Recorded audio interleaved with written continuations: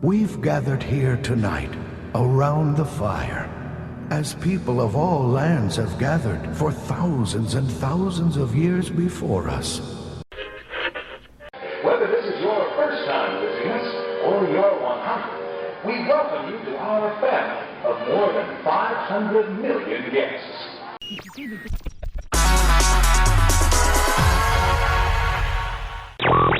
This is Seeker. Listen up. We've got to get in, grab the iguanodon, and get out before that asteroid hits. Let's roll! Whoa, boy!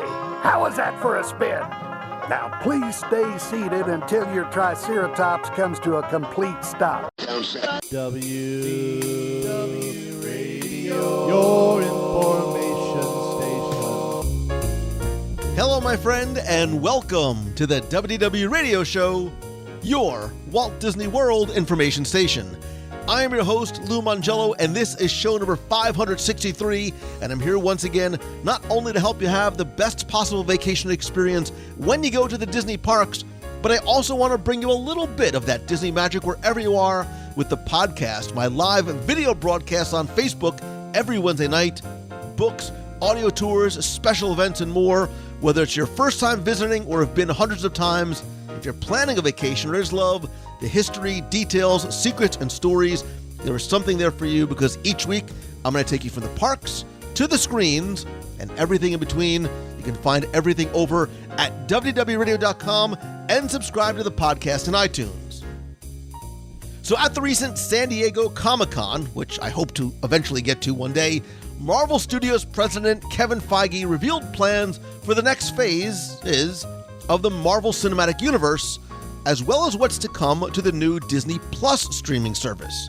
And this week, we're going to break down everything that happened in Hall H, movie by movie and show by show, and also look at what this means for the future of the MCU and its many characters. We're also going to speculate about Phase 5, including Blade, Fantastic Four, X-Men and the Mutants, Spider-Man, and how this may impact Marvel in the Disney parks.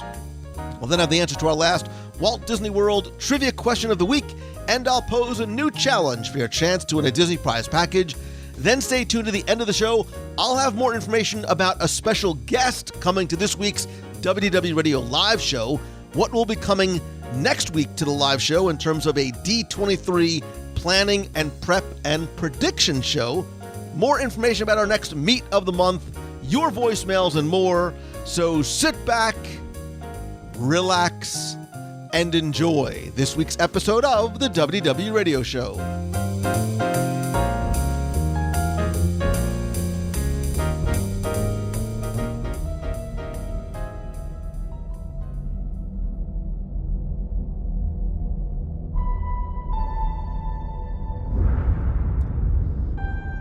Hall H.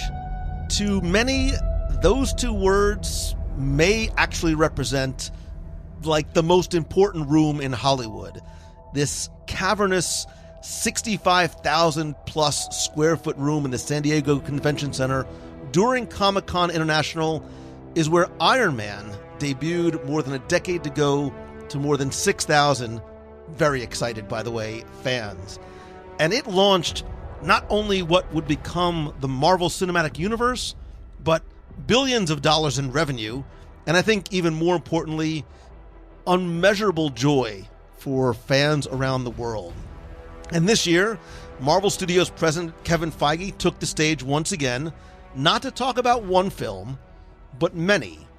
And the next phase is, plural, and years of the MCU and how they are taking shape on the big screen and small ones. And there's a lot to take in and digest, and obviously to be excited for. So this week, we're going to deconstruct and devour everything that was revealed and what it means going forward.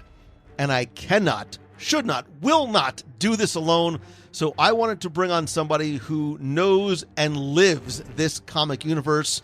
The nerd quotient is about to be turned up to 11, and I mean that affectionately. This is a good thing, because today I am joined by Sean Gerber, comic nerd, again, I mean that in a good way, and founder of Marvel Studios News. Sean, it is good to see you, buddy.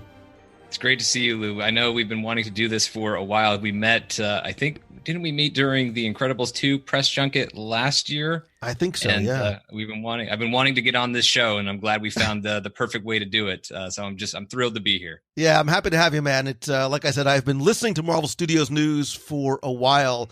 What little time I get to spend in the car, I don't listen to, a lot of other podcasts, but I dig yours, and I dig the way it comes from such a fan perspective. And I got to tell you, man, right off the bat, I was and still am so jealous because you weren't in the legendary halls of Hall H. And it sounds great and it sounds exciting, but I know what it takes to get there, literally and figuratively. Tell me a little bit about your experience at San Diego Comic-Con. Well, getting into Hall H, unless you've got some pass that's going to get you right in. I mean, I do have a press credential for Comic-Con, but it doesn't really allow me to skip any of the lines or anything like that. I didn't have a direct invite from Disney or Marvel to jump the line and go to their panel. So that meant camping out pretty much since. I mean, they didn't actually allow people to line up until very early Friday morning. It used to be you would camp out Thursday night, but this year they stopped allowing any Thursday night lineup. So very early Friday around 5 a.m. is when they started the line. And so from a mad dash of people, because they wouldn't let us stand still to start to even try to start a line.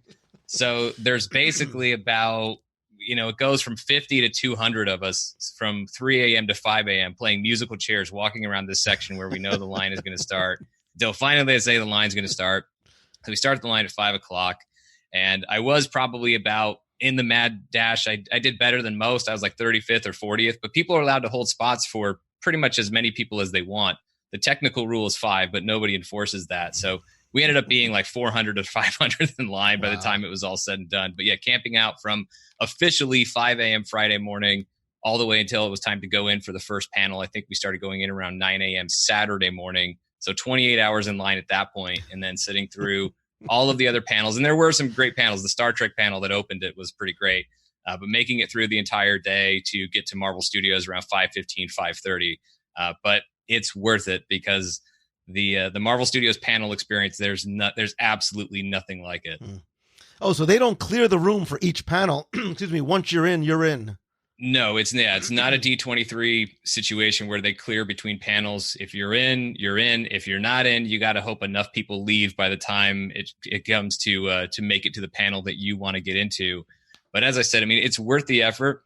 It's pretty much indescribable, but the best way that I could describe it for a Marvel Studios Hall H panel, and this one was certainly no exception. This might have been the best one yet, at least that I've been to.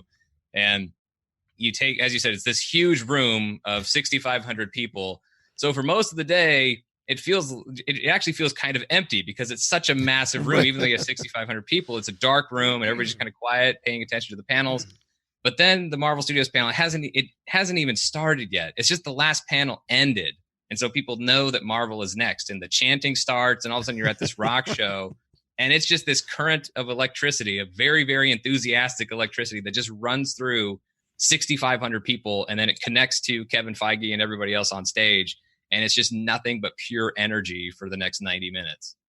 Yeah, it's one of those places that I want to be in. Of course, when you say that you're waiting online for 28 hours, it's, that's like the line for Flight of Passage at Disney World. It's the same kind of thing. Yeah. But you're right. I think to be in that room and have that energy of being there, because they don't stream it, which I think is wonderful for the people who are there, right? Because there is sort of that payoff. And you're sort of, where does your fandom begin? I mean, I have to imagine just from listening to you on your show, this is not something that started 10 years ago with Iron Man. This started a long time ago with you as a kid, literally, digging through the racks and the comics themselves. Yeah, I mean, it's hard to say where exactly it started. I know it predates my own memories because I know that I was a big fan of the, obviously, comic books, but even before I was all that great at reading, the 1982 Incredible Hulk series. I was born in 83, but my parents had some VHS tapes of it. They were actually officially released. And so I think there was like a big Hulk action figure that I was a fan of. And then they started getting these VHS tapes because I was such a huge Hulk fan. And so that started becoming my introduction. I know it predates my memory because there's a famous embarrassing story where there's an episode of that Incredible Hulk anime series called When Monsters Meet. and it's Hulk versus Quasimodo, the Hunchback of Notre Dame. And there's a part where Quasimodo kidnaps Betty Ross, and then Hulk just chased after him saying, "Nobody hurt Betty, Hulk get her back." And so I would stomp around the mall at like 3 years old, screaming that line, embarrassing my parents to no end. But it started with Hulk via animation, and then figuring out, oh, there's comic books with this. And so getting more Hulk comics. And that was where I found other characters, because Marvel characters were always crossing over and popping up in each other's books. So that was how I found out about Fantastic Four and Spider-Man and the Avengers and everybody else. And so it just kind of snowballed from there. Between comic books and animation and also action figures, I had just about everything that Toy Biz was making back in the late 80s through the early to mid 90s.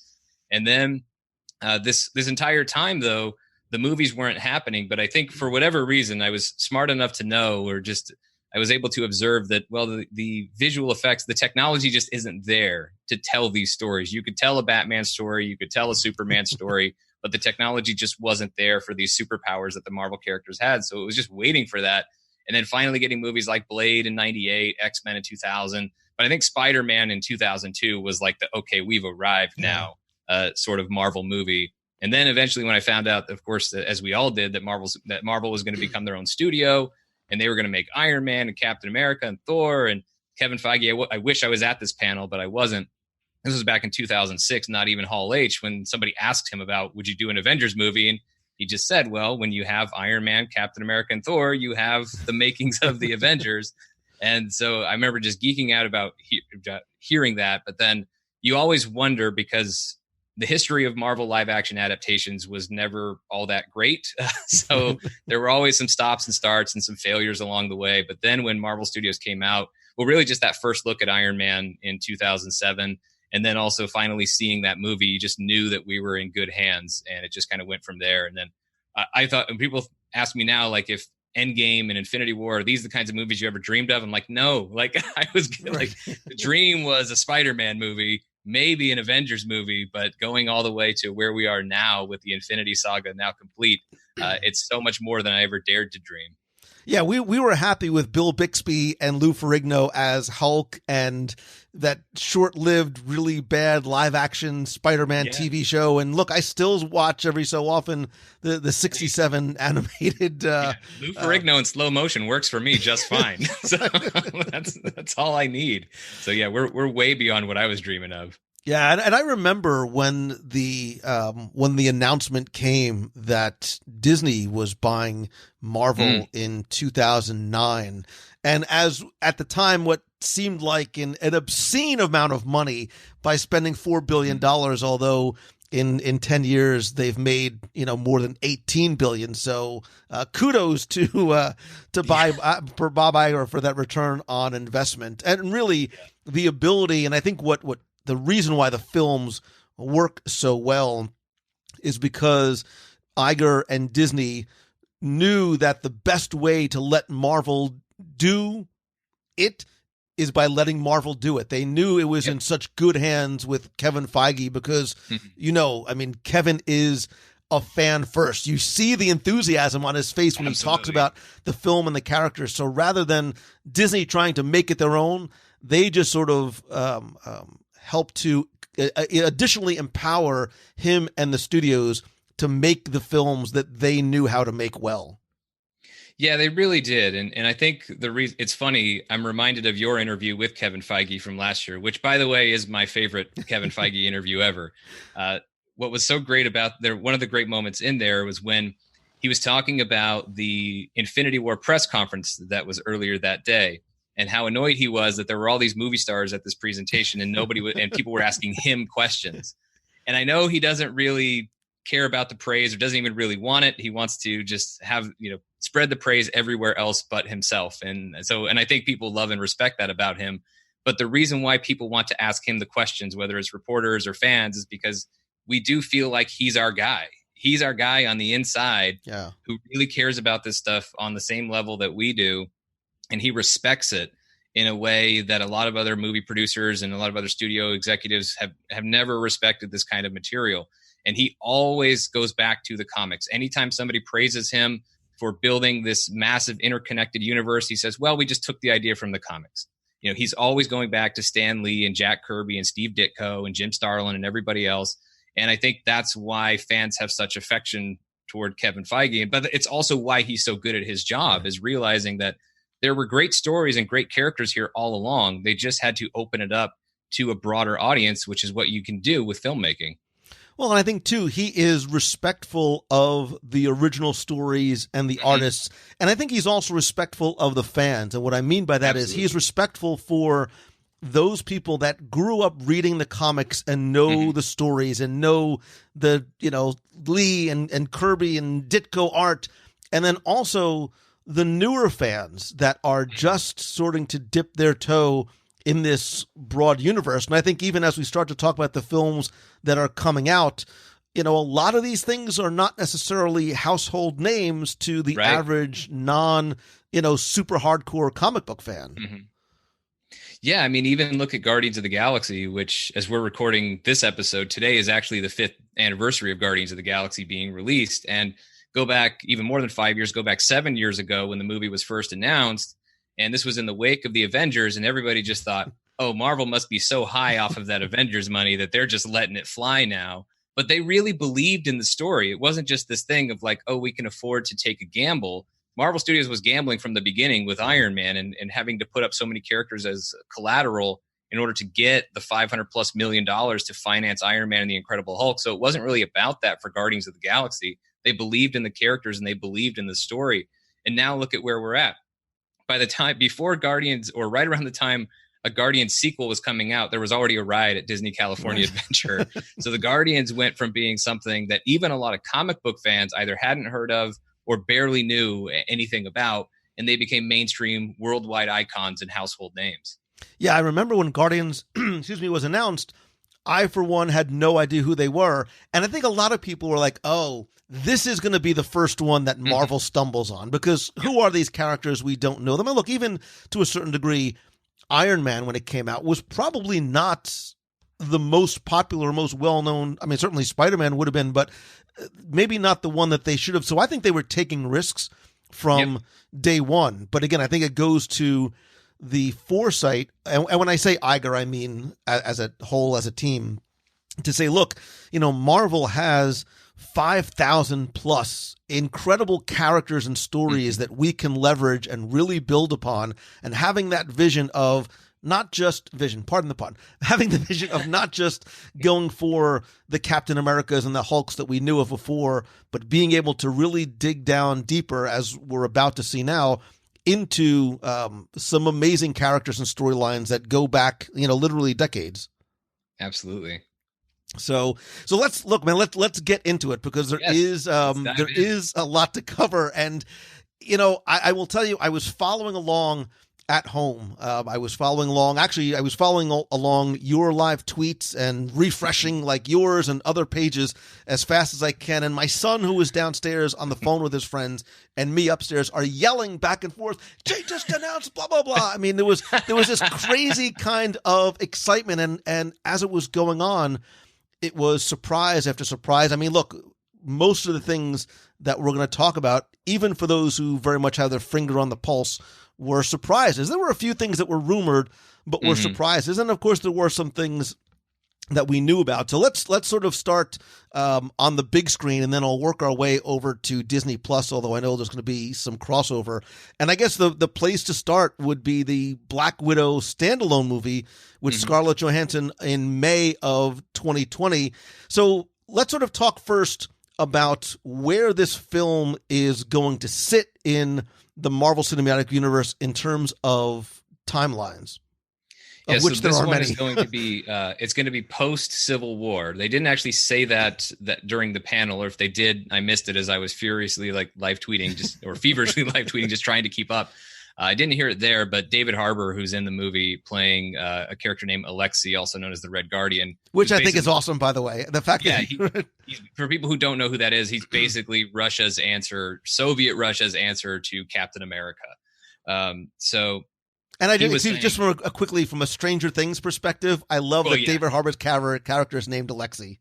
Yes, that too. That was awesome. And so so David Harbour was the one who actually said in interviews after the panel that the movie is set post Civil War. So if you remember how Natasha left Civil War, It was after the battle at the airport, and she had actually been on Team Iron Man, but remember, she betrayed them when she stopped Black Panther as he was trying to prevent Bucky and Cap from getting on the Quinjet.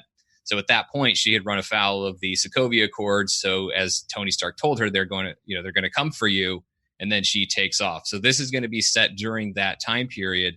And for whatever, I don't know what gets her into the adventure that's happening here, but it's obviously going to be dealing a lot with her past, because the footage that they showed us before we got to any footage from the new movie, it went back to her Red Room sequences when Scarlet Witch gave her that vision in, no pun intended again, in Avengers Age of Ultron. So we know we're dealing with her past, but it's not necessarily going all the way back to, it's still most of them still set post Civil War, because we do have a 2-year period between Civil War and Infinity War, where Marvel Studios can still tell stories, and this is going to be one of them. Well, and I think, and I'm assuming we're going to finally get to pay off the references that we've heard so many times between her and Hawkeye, and seeing actually what happened in Budapest. Well, there was a sequence that happened in Budapest, but Hawkeye was nowhere near it, and it was and it seemed to be taking place also post Civil War, so not necessarily in whatever time period Natasha Romanoff and Clint Barton had some crazy adventure that they remember very differently. So I think it definitely seems to be delving into Natasha's past, because the sequence that we saw, it was in Budapest, and she was knocking on a door, and the person who answered the door was Florence Pugh, who plays Yelena Belova in the movie, who's another Black Widow in the comic books. And so they ended up having a fight, and it was a really great, intense, visceral fight scene. One of the best hand-to-hand combat scenes I think we've ever seen in the MCU. And that's just from watching this version of it. That isn't even the final version that we know will be in the film at some point. But it seems like, based on a montage of other footage, there were other Black Widows that were present, or other women who looked like Black Widow type assassins from the Red Room. And so it looks like there's going to be a lot of that. So whatever adventure Natasha is on right here in this movie, it's going to bring her back to her past, and some of her past is going to come looking for her. And that also includes a villain by the name of Taskmaster, who may or may not be played by Rachel Weisz. All we know officially is that Rachel Weisz is playing a character named Melina. Might also be Taskmaster. That's a popular fan theory right now. Yeah, I was going to say Rachel Weisz is in it as well, but and I love sort of the mystery of not knowing who they are going to be and where they fit in into Black Widow's trying to wipe out some of that red in her ledger. So yeah, the footage was really, I should just also, the footage was really, really impressive. It really looks like a Kate Shortland movie, and Kate Shortland, of course, is directing this movie. Rob Hardy is the cinematographer on this, and he did Mission Impossible Fallout last year, which I thought looked great. He also did Annihilation last year, which I thought looked great. So it really is the action looks intense, but just the pure cinematography of it just looks gorgeous. Yeah, I heard you talk about how impressed you were with even the early cut of the fight scene itself. And, it's funny, sometimes you hear, oh, why are they making a Black Widow movie? And then the more you learn, the more you start to get excited for it. Absolutely. And I think you make a Black Widow movie. I know there's been some talk that maybe this is too late. People would have wanted this in phase 2 or phase 3. And so maybe now the ship has sailed. I don't think people really feel that way. I think most moviegoers still love this character and are going to be excited to see this movie. And if the trailers look anything like the footage we saw at Comic-Con, everybody's going to be on board. Yeah, no, I dig it. And like I said, not having seen any of the footage of yet, the more I heard, especially the David Harbour and the Red Guardian kind of stuff, really started to get me excited for this one. I think what is next on the list in terms of release date for November of 2020 is the Eternals. And this is one of the ones, like I said, that the average person is going to go, who are these Eternals? Of course, then when you start seeing what the cast list is going to be, you're like, wait a minute, all of a sudden I need to stop and learn more, because the Eternals is going to star Angelina Jolie, Richard Madden, Kumail Nanjiani, Laura Ridloff, Brian Tyree Henry, Selma Mangello. She hasn't finished changing her name yet. She's currently known as Selma Hayek, but we'll just call her Selma Mangello for the rest. Liam McHugh. I think you might be confusing her with Sofia Vergara, because she's married to Joe Mangello. But yeah, it's just Selma Hayek. Well, she does have a hyphenated last name now with her husband. That's true. I think professionally she still goes by Hayek. So again, the Eternals are a race of ancient, super-powered, human-like beings. This goes back to sort of that Jack Kirby era from the mid-'70s. Sort of fill us in exactly who the Eternals are. So the Eternals, it's something that Jack Kirby created in the late 70s. So he had been with Marvel throughout the 60s. He left for a brief time in the 70s to go to DC, and that was where he created these characters called the New Gods. And so after he left DC, he still wanted to create, he was still playing in that space. And so for Marvel, he created the Eternals. And they are essentially these ancient, of course, eternal beings because they are immortals. So the way they came about, as far as the comic book backstory, is you have these ancient giants called the Celestials, and we've already heard and seen of the Celestials somewhat in the Marvel Cinematic Universe. Remember, our first exposure to them was in Nowhere in Guardians of the Galaxy in 2014. So Nowhere is the severed head of a Celestial. So that gives you an idea of how big the Celestials actually are. And we also saw a Celestial very briefly when the Collector is explaining the Infinity Stones. We see a Celestial using the Power Stone to wipe out a planet. Another version of a Celestial was Ego in Guardians of the Galaxy Volume 2, but really we're talking more of the Celestials along the lines of what you see as the severed head that is Nowhere in Guardians. And so they came to Earth. Depending on which version, I think I think in the MCU, Feige mentioned something about 35,000 years ago, but in the comics, it was longer than that. It was millions of years ago. They came to Earth and they basically experimented on, depending on the version of the comics, in some versions, they experimented on humans. In other versions, they experimented on a proto-sapien, so basically an almost human. And so they created two races from that. They created the Eternals, who were immortals, who had various superpowers and all of those kinds of things. And then they created the bad guys, the Deviants, who are not immortal. They're more ugly monsters, but Eternals and Deviants were basically fighting for control of mankind for many years, but then ultimately having to spend most of their time living in the shadows. So they've been around this entire time, but we just haven't really seen them. So, and that's pretty much what fits with the Marvel Cinematic Universe, because these are going to be characters who have obviously been around for thousands and thousands of years. So they've been around throughout all of these events of the MCU, but they haven't necessarily revealed themselves to the world. And there was a reason for that in the comic books that they added later on, where it was actually one of the other Eternals who had blocked out the memories of all the other Eternals, so they couldn't actually remember that they were Eternals with superpowers. They just thought they were regular people. So that would be a pretty easy way for Marvel Studios to solve that, to answer that question of, well, if these guys had superpowers, like, why didn't they help us when Thanos was around and all of that, all of those things? So there may be an answer for that in the source material. But the more important part, besides the comic book minutia that I can just go on and on about, is just that these are really, really fun and interesting characters. And Marvel Studios is going off book with some of these characters. Like Salma Hayek is playing Ajak, who's been described as the leader of the Eternals. She's not, that character is a male character in the comic books and not actually a leader of the Eternals. So there's a little bit, they're deviating somewhat from the source material there, but I think it's something, and there's other places where they're doing that. Lauren Ridloff playing Makari, who's kind of the speedster of the group. That's a character who is another male character in the comic books. And they've described Lauren Ridloff, of course, she's a deaf actress playing the first deaf superhero in the Marvel Cinematic Universe, which I think is awesome that they're doing it. So they're going off book a little bit, but I think the ways that they're going off book are actually going to make it better. Because even though Eternals, I think, is a great concept, it's not really something Jack Kirby got to finish. His run was only 18 issues before it came to an end, and I think it came to an end probably prematurely. And the Eternals have only popped up here and there in comic books over the years. This is probably even more obscure than Guardians of the Galaxy in Marvel Comics history. So this would set a new record for Marvel Studios in terms of the most obscure thing that they've adapted. But I think the beauty of that obscurity is that it gives them a lot of freedom to really adapt, because even though I praise Marvel Studios all the time for being respectful of the source material, they also know where and when to pick their spots when they want to change things to try and improve characters and make stories better and make them more presentable to a movie-going audience. And I think that's what we're going to see in a big way for Eternals. So for all the question marks about this property and how nobody's ever heard of it, it's very similar. Even though I would say it's more obscure than Guardians, it's not that. It's still fairly similar to where Guardians were at 7 years ago, and look at where they're at today. So it wouldn't surprise me at all if audiences, when they first see a trailer for Eternals, are like, what's that? But then they give it a chance because they trust Marvel Studios. And by November of next year, everybody's loving these characters. And so even though it wasn't acknowledged in the MCU, wasn't, spoiler alert, wasn't Thanos an Eternal that had sort of deviant gene or a deviant mutation or Yes. something. So we actually have seen an Eternal before, even though it wasn't necessarily said out loud.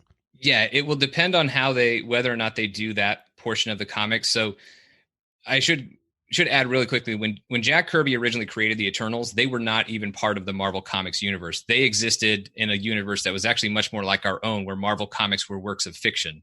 And then it was through retconning later that they brought the Eternals into the main Marvel 616 universe. And so when they were doing that, they built out the mythology of it, because at first the Eternals started popping up in Thor comics, and then that was where the big kind of retcon happened with Eternals, where they tied it into Thanos and his family. So the way it worked in the comic books is you had Zurus, and then you had Alars. Zurus is like basically the Odin of the Eternals on Earth. Alars is as you heard his name in Avengers Infinity War. He is the mentor. That is Thanos' father. So there was a time where it came down to who was going to lead the Eternals, and everybody chose Zurus won by a majority vote. So Alars didn't want any of the people who supported him to undermine Zurus on Earth. So Alars actually left and went to Titan, which in the comic books was a moon of Saturn. So he went there and he started a race of Eternals over there. And that was where Thanos came from. So Thanos had the deviant syndrome. That was why he had this more monstrous look, the big purple look. He also has a brother named Eros, who goes by Star Fox, and we don't know whether or not that character is going to be in the movie. But that character is an Eternal. Thanos is still technically an Eternal in the comic books, so Marvel Studios could potentially make that connection in the MCU. I don't know if they will. It's something they could easily leave out, but the option's there.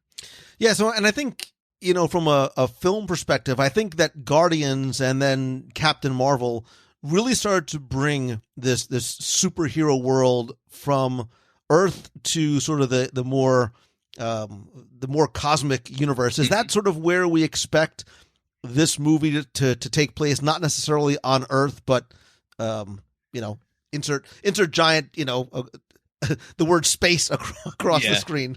Well, most Eternals adventures actually do take place on Earth. It's space that comes to us, not the Eternals going to space. What kind of gets the whole thing going in Jack Kirby's run, and it pops up occasionally in other Eternals books, is the Celestials come back to Earth. Because every so often the Celestials will come back to Earth, and they're going to issue some sort of judgment, which is basically whether or not Earth continues to have life on it. So they would wipe us all out, not Eternals, but also humans. And they have the power to do it. And so it's kind of been the Eternals' job to help us basically continue to be worthy of continuing to exist on this Earth when the Celestials come in to pass judgment.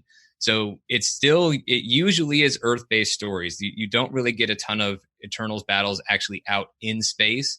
But at the same time, because Marvel Studios seems to be going at least a little bit off book on this one, it might be something where it's a little bit half Earth, half space. I mean, there's probably going to be some space stuff as we figure out more about the Celestials. At least that's one definitive space element to it. And if they actually do confirm that everybody on Titan was an Eternal before they all died before Thanos' origin or during Thanos' origin for Infinity War, then there could be a space element, but it's not definite that it'll be there. Yeah, it's going to be interesting again how they introduce these characters, how they're going to be received, and again, like I said, I think it's going to be that same type of a Guardians thing. This lack of awareness of the characters and their stories, but an immediate sort of attraction to them. Much like I think even the next the next film coming out, which will be February 2021, the first Asian-led film from Marvel, which is Shang-Chi and the Legend of the Ten Rings, which came from the stories that came out of the old Bronze Age of comics with about this kung fu master. And for those who have seen Iron Man, all of a sudden you're like, wait a minute, I've heard about these 10 rings before. Mm-hmm. Yeah, it's great. I mean, the Legend of the Ten Rings, I mean, it goes all the way back to the very first scene of the Marvel Cinematic Universe in Iron Man, which is Tony Stark being kidnapped by the Ten Rings. And there's been a lot of interesting stuff. I mean, Kevin Feige even showed us, hey, there was a guy that maybe you didn't notice had a 10 Rings tattoo in Ant-Man during the Hall H presentation. But yeah, the 10 Rings, it's been around ever since the Marvel Cinematic Universe got started with Iron Man. came back up in Iron Man 3, but it was a fake version of it. Aldrich Killian was basically appropriating the name 10 Rings and also the idea of the Mandarin, and of course was hiring Trevor Slattery to be the Mandarin for the purposes of television in Iron Man 3. But as we learned of course we knew that was fake in Iron Man 3, but as we learned in the All Hail the King Marvel one-shot that was attached to the Thor the Dark World Blu-ray, the real Mandarin is still out there. And the real Mandarin is going to be played by Tony Leung, and he will be going up against Shang-Chi, who's going to be played by Simu Liu. And the movie is going to be directed by Destin Daniel Cretton. And if that's not a name that you've heard before, a lot of actors who've blown up in recent years, like Brie Larson, like Rami Malek, like Lakeith Stanfield, they broke out in a movie called Short Term 12 that was directed by Destin Daniel Cretton earlier this decade. It's a phenomenal movie. So once again, Marvel Studios has put in a great director. I should quickly add Chloe Zhao, who is directing Eternals. She's awesome. You should definitely check out her movie, The Rider, if you haven't seen it. She's a phenomenal talent, and so that's why I'm so excited about Eternals. But yeah, Shang-Chi, I think this one is just going to be incredible. Simu Liu came out on the stage when Destin Daniel Cretton formally introduced him as Shang-Chi. He's super charming, super funny, and charismatic. Told the story of how Hall H was on Saturday. It was the previous Sunday when he had screen tested, and then a couple of days later on Tuesday got the job, and then 5 days later he's in Hall H at San Diego Comic-Con. Just an incredible, very fast journey for this actor. I mean, I'm sure there was other parts of the process that happened before that Sunday, but I'm really looking forward to this one. I think Marvel Studios is going to I think this one is going to surprise audiences in a lot of ways. I'm sure this is, Shang-Chi is the master of Kung Fu, so there's going to be a huge martial arts component to the film. But also Shang-Chi is just a really fun character. And he doesn't really have the most well-defined rogues gallery compared to other comic book heroes, which I think is why Marvel Studios is going a different route in having him face the Mandarin, who's traditionally more known as an Iron Man villain. But spoiler alert, Iron Man's done in the MCU. So all of his villains from the comics are now up for grabs, including the real Mandarin. And I think it's going to be great to see Simu Liu go up against Tony Leung. Yeah, and I think for some fans who were the more hardcore comic book fans, this has a chance to maybe right some of the wrongs that Iron Man 3 did, because I remember when the Mandarin was revealed to not be the Mandarin. It's interesting what you can read on Twitter in terms of some of the reactions and the backlash to it. As somebody who wasn't familiar with the character, I dug that twist a little bit, especially, and I thought Ben Kingsley was great, but there were a lot of people who were very upset because this is not the Mandarin that they expected. But like you said, he wasn't Fu Manchu, Shang-Chi's, his primary, wasn't his father? Yeah. Wasn't Fu Manchu his father? Yeah, Fu Manchu was his father and was the main villain for Shang-Chi in his initial run in the comics. But even the co-creator of Shang-Chi, Jim Starlin, who also created Thanos, said that he didn't want Fu Manchu to be in Shang-Chi's movies. And what a lot of people don't know about, I mean, you can pretty much get it from the name Fu Manchu, that's not a very real name for an Asian character. It's certainly not a very sensitive name for an Asian character. And that character wasn't even an original Marvel comic book creation. That character was originated in pulp novels from, I think it was like back in the 30s or 40s. And then Marvel bought the rights to that character. And then eventually he was included in Shang-Chi. And so there were a lot of things that are very problematic about those pulp novels with the characters. And even Jim Starlin has gone on to say, at the time he wasn't aware of the character's, complicated history. And so he, regrets some of that material and didn't want it to make it into the movies. So there was no question that they were never going to have Fu Manchu be in the Marvel Cinematic Universe at all. So it's better to change things up a bit and go in this direction with the Mandarin. Yeah, and I love the fact that there's going to be that instant connection and tie back to some of the old Iron Man, some of the early Iron Man films. But I have to tell you, of all the ones that were announced, and again, as each new one was announced, I'm like, no, this is the one I'm most excited about. This is the one I'm most excited about.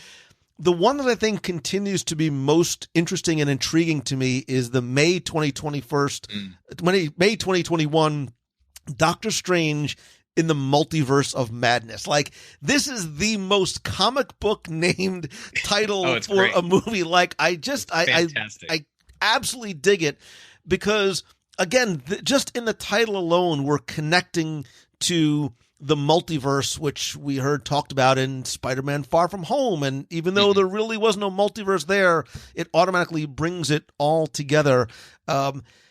When Doctor Strange first came out, I was like, again, only being somewhat familiar with him from the comics in terms of maybe his appearances elsewhere, I had to sort of keep watching the movie. The more I watched it and the more I sort of got away from it, the more I enjoyed it. And then the more I saw Benedict Cumberbatch in the Avengers films, the more I went back and liked Doctor Strange. Now, all of a sudden, I'm incredibly intrigued because, again, Scott Derrickson is returning, but was on the stage talking about how this is going to be the first time that Marvel really sort of dips their toes into what he has described as a gothic horror type film.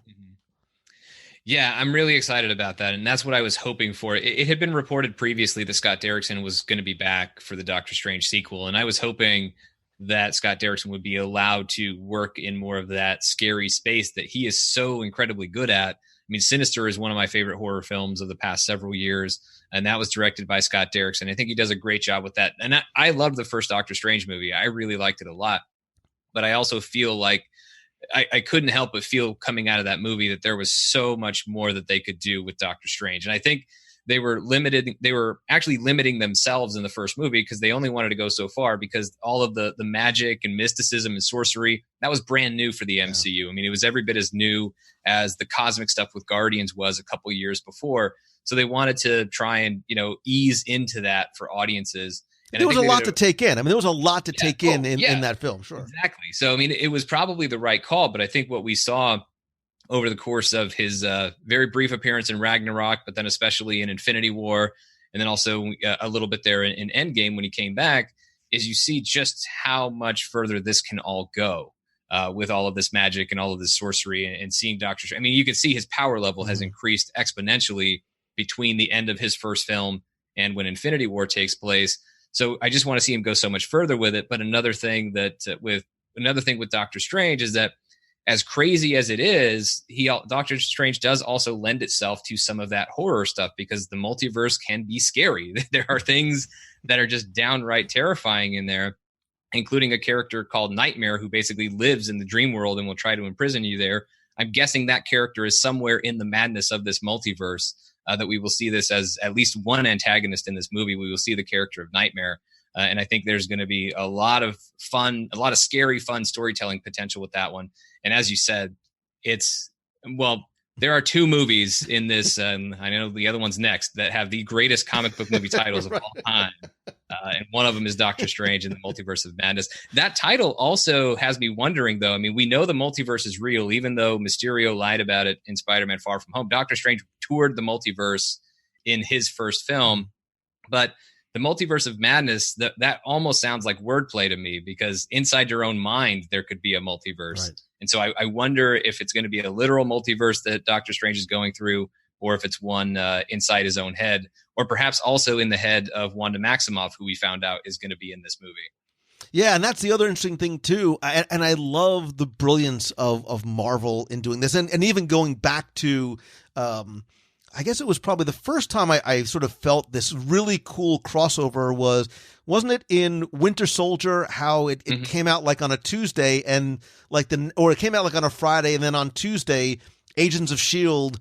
premiered, and there was a connection between the film and TV. This is now going to directly connect not just Doctor Strange and the Multiverse of Madness, but WandaVision is going to be connected on Disney Plus. Yeah, it is. WandaVision is actually going to come out before Doctor Strange and the Multiverse of Madness. So that Kevin Feige did say that's directly going to set up, Wanda's place in Doctor Strange and the Multiverse of Madness. So she's going to be coming right off of that story and be impacted by it. And WandaVision, I mean, the one piece of concept art that we saw was basically Leave It to Beaver with Wanda and Vision. And I don't know. And it's crazy for me to try and even figure out what that show is because last we saw Vision was still dead. So I don't know if Wanda and or Shuri have found a way to revive that character. But even if they haven't actually revived Vision, Wanda's known for creating people inside her own head. So it wouldn't surprise me if Vision is only alive again inside her own mind And so if we're setting up madness in that respect, that could also lead to Doctor Strange in the Multiverse of Madness. I don't really know where it's going to go. Oh, one quick point, because I've seen people asking this question, because Scott Derrickson did say that Doctor Strange in the Multiverse of Madness is going to be the first scary MCU movie if it was going to be rated R. But Kevin Feige's response to that, because somebody shouted that out in the crowd, and Kevin Feige said it's going to be PG-13 and you'll like it. So like, it is still, even though it's going to be scary, it's still going to be PG-13. Yeah, and we'll touch on WandaVision again when we get to Disney Plus, but even the logo, first of all, again, the cool name WandaVision sounds like something you go to at a movie theater. Like it's sense around with WandaVision, but it's got that sort of 50s vibe to even the logo itself. And I was wondering, like, okay, did Shuri, when in Infinity War, did she make a backup? You know, listen, you have to assume that they're like smart enough to start making backups of things. Does she have an iCloud backup of Vision somewhere? And I think she might have, because you can actually see, if you watch the scene when Corvus Glaive shows up, you can see here, look at Corvus Glaive and then look back to the screen and then like tap on the upper corner of the screen, which is where we would always have to do like a quick save or a save pass or whatever. You know, like it very much looks like she was backing up her work. So it wouldn't surprise me at all if Vision could just be alive inside Wanda's mind, but he could also have been actually revived and be back to life here in the Marvel Cinematic Universe. I totally think it's possible, and Shuri could have a hand in it. We don't know that Shuri is going to be part of the series, but we know that Monica Rambeau is going to be in that series, played by Tiana Paris, the grown-up version of Lieutenant Trouble that we met back in Captain Marvel earlier this year. Yeah, again, I love the fact that it continues to remain all connected. But look, you hinted to it, and November 2021 brings us arguably the greatest, and I thought it was a joke. Like, I'm like, this has got to be just a placeholder, because, and then I saw the logo, which to me screams He-Man and the Masters of the Universe, Thor, Love and Thunder. Like, I thought it was a joke, and then Kevin's going to go, because remember years ago, they announced, what was the Captain America Serpent Society, right? And then all of a sudden that changed. But please keep it to be Thor, Love and Thunder. Get me my T-shirt as quickly as possible, because, and I have to tell you that I love the first Thor. Dark World was maybe not my favorite in the Marvel Cinematic Universe, but Taika Waititi in what he did in Thor Ragnarok was phenomenal, and he is back again. Along with Natalie Portman, and we'll talk a little bit about Natalie Portman. Well, we'll talk about it right, because look, I liked Natalie Portman in the first. I have to tell you, I wasn't all that in love with her performance in Dark World. I think she sort of phoned that one in a little bit. I won't even mention her quote-unquote performances in Star Wars Episode 2 or 3. That we're not going to go down that road. Maybe that was purposeful. I don't know. But I think Taika is the guy that can pull the best. She is a phenomenally talented actress, and I think he is the one who's able to pull it from her. I think so. I mean, I think I think she's just reinvigorated and to come back and be part of the Marvel Cinematic Universe. I mean, there's obviously the Mahershala Ali Blade stuff that we'll get to. That was obviously a shock, but this was every bit as shocking to me as Mahershala Ali, because I thought Natalie Portman was done with the Marvel Cinematic Universe. I thought that was it, that we were never going to see her back in the MCU, at least in any sort of meaningful way. Besides, the little bit of, I guess, outtake footage they said they used from Dark World for her appearance in Avengers Endgame. I thought that was it. I thought that was a wrap. Although I've heard different stories on whether or not she actually filmed new material for Endgame. But regardless, I thought she was done.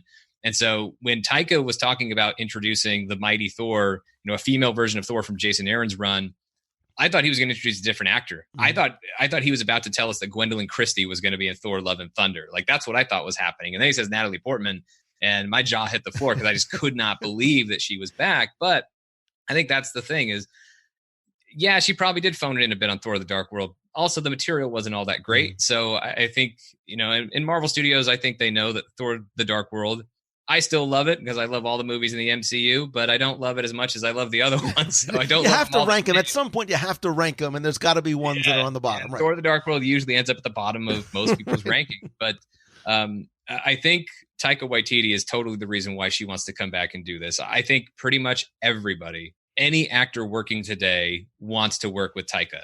And knowing the way he approaches things, and he has a voice and a vision that is so exclusively his, and there's just nobody else who has anything that just offers anything like it.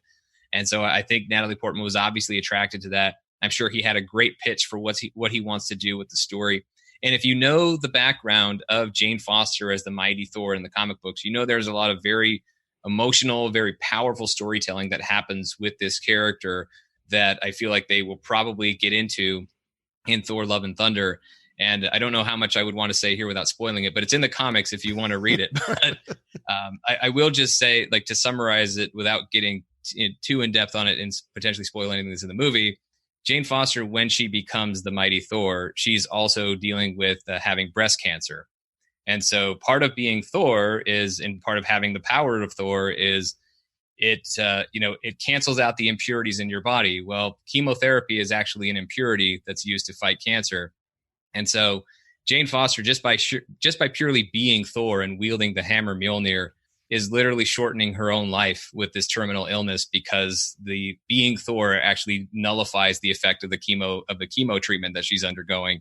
So it's a really beautiful and heroic sacrifice on the point of Jane Foster throughout that story.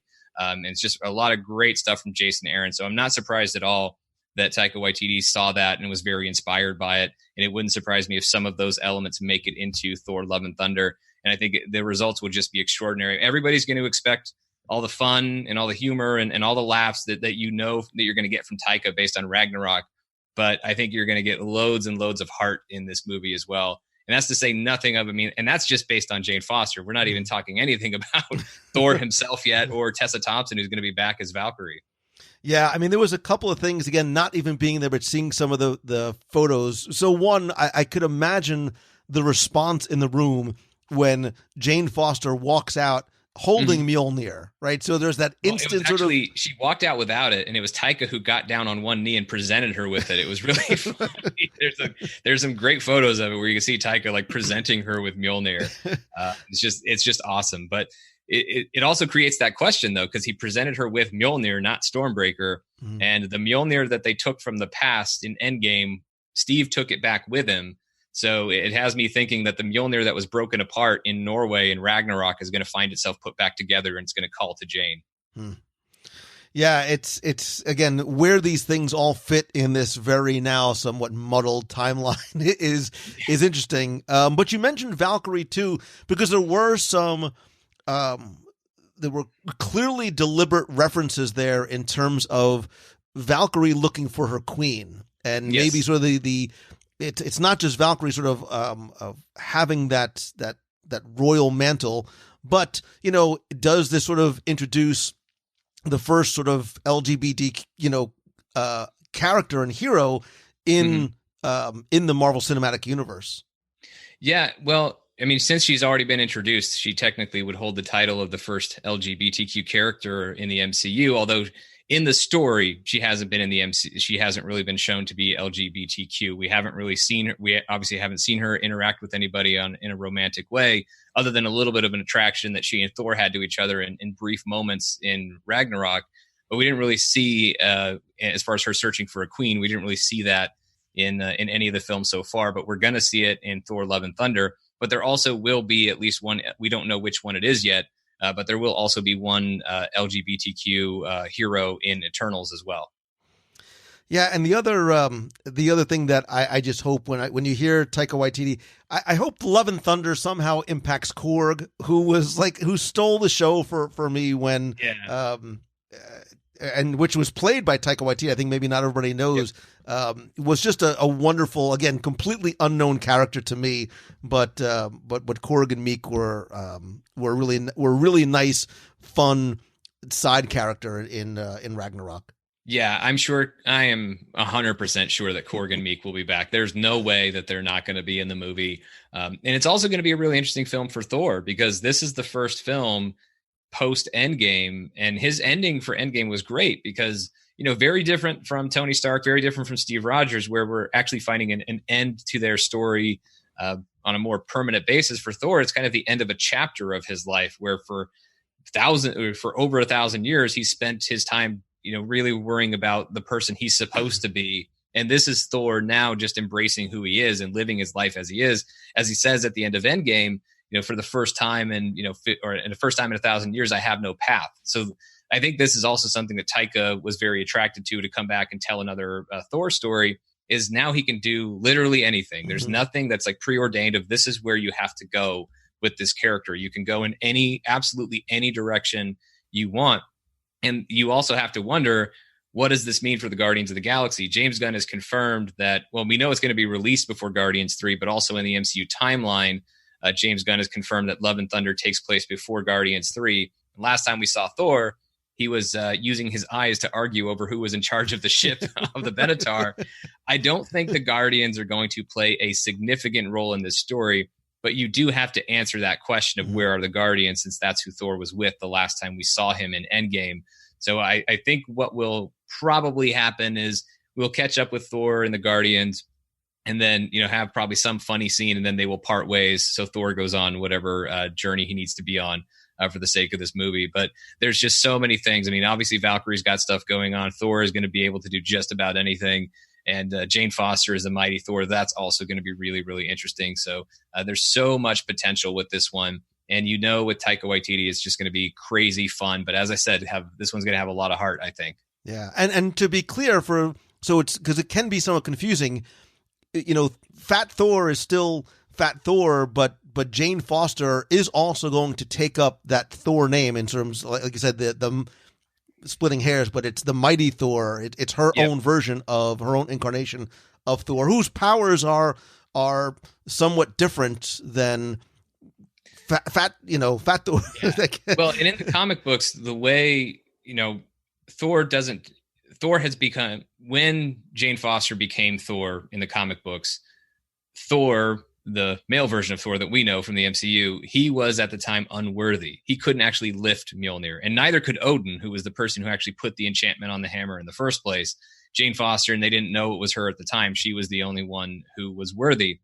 And so what Thor did, because remember, Thor, his full name is Thor Odinson. Mm-hmm. And so in the comic books, once he realized that whoever had this hammer, and he didn't know it was Jane at the time, but what he witnessed was her being able to wield Mjolnir in a way that he never could. And so, like, as powerful as you've seen Thor with Mjolnir, Jane Foster's mighty Thor is even more powerful with Mjolnir. And so that was when he said, well, you're not just worthy of the hammer, you're the one who should have the name Thor. And so Thor basically gave his name to her and just started going by Odinson. He's since gone back to being referred to as Thor in the comic books, but while it was going on, as far as Odinson was concerned, there was only one person who deserved the name Thor, and it was her.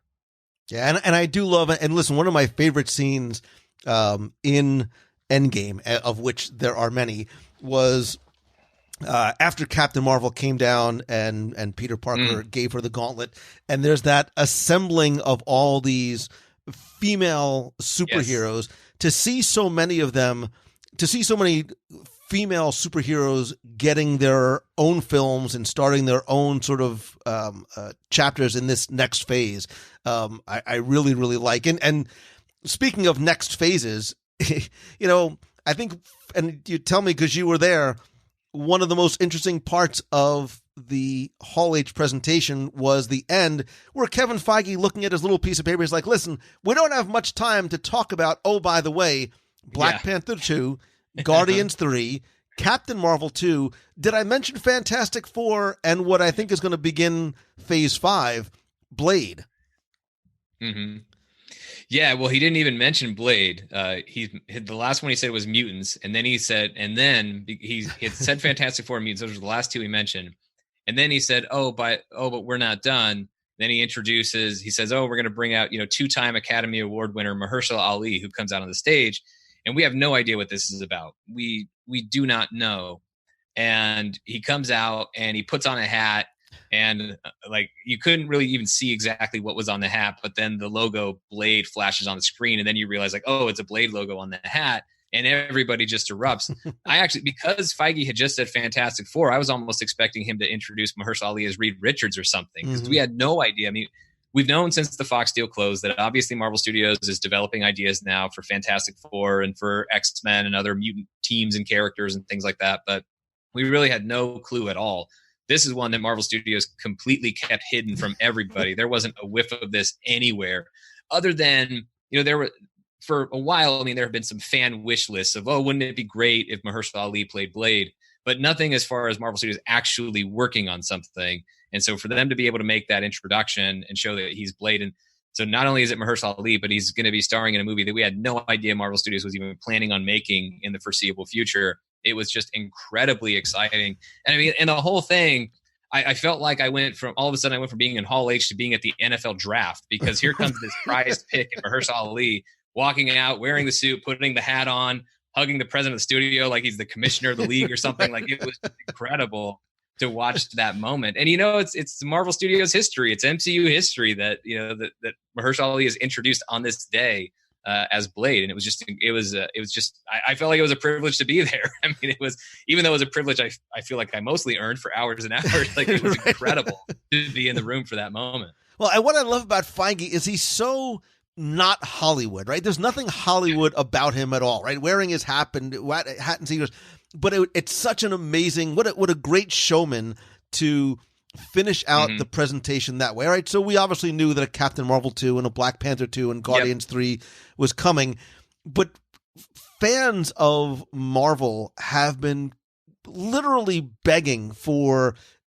a good Fantastic Four film for ages. I don't mean the Fantastic Four and the Fan-Four-tastic and the Silver Surfer and the unreleased version that never made it out. But it was almost sort of glossed over in a single sentence. But this is a huge deal for the Marvel Cinematic Universe. This is really the first family of the MCU. Yeah, it really is. We don't have the Marvel that we have today, including the MCU. We don't have the Marvel Age of Comics, and we don't have the Marvel Cinematic Universe without Fantastic Four. As Stan Lee would famously tell the story, Fantastic Four was the result of him wanting to quit comic books. And it was his wife, Joni, who had actually said, well, if you're going to quit anyway, why don't you just write whatever you want to write?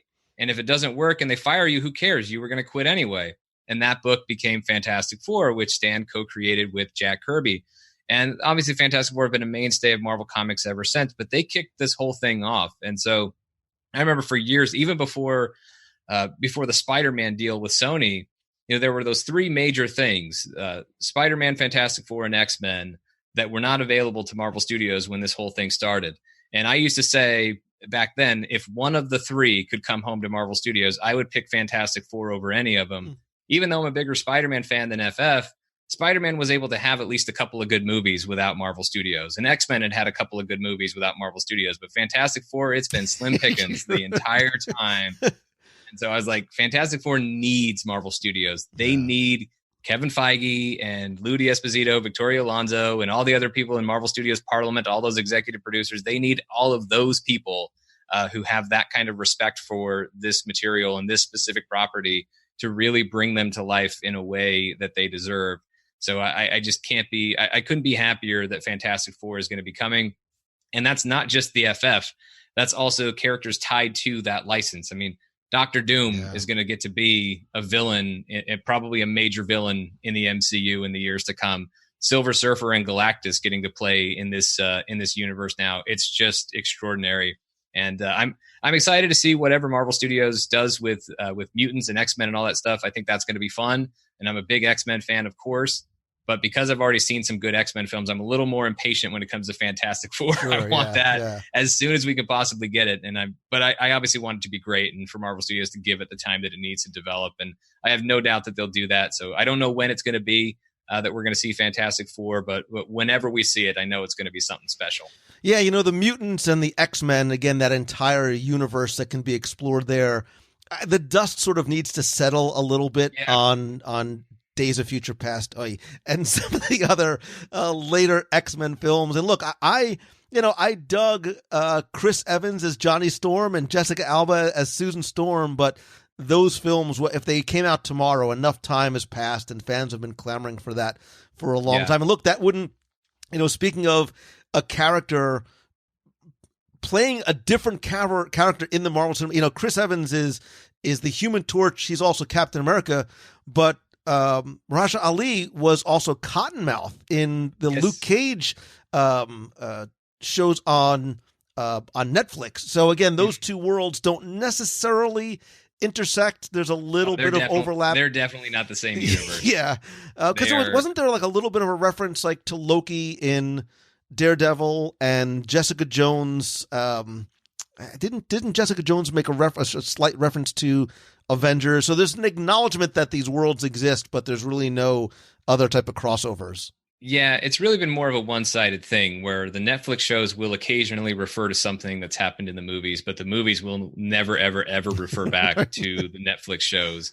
And so for a long time, they didn't really, I don't remember Loki specifically, but I think, yeah, they did. I think they also mentioned like a magic hammer or something like that in the first season of Daredevil. It was mainly the Battle of New York, and referring to that battle as the Incident was the official name for it in the Marvel Netflix shows. But over time, it became clear that these two things weren't really part of the same universe anymore. I mean, there would be some references, like Jessica Jones refers to the Raft prison, which we saw in Captain America Civil War, and they'll name drop other Marvel characters. But these are also things that are very present just in any Marvel universe. These things are going to be present. So they don't have to specifically be part of the MCU. And so the shows, as they've gone on, have felt less and less like they're a part of the universe. And I think now having Mahershala Ali, well, Alfre Woodard already played, she plays Mariah Dillard in Luke Cage, and she has a very small part in Captain America Civil War.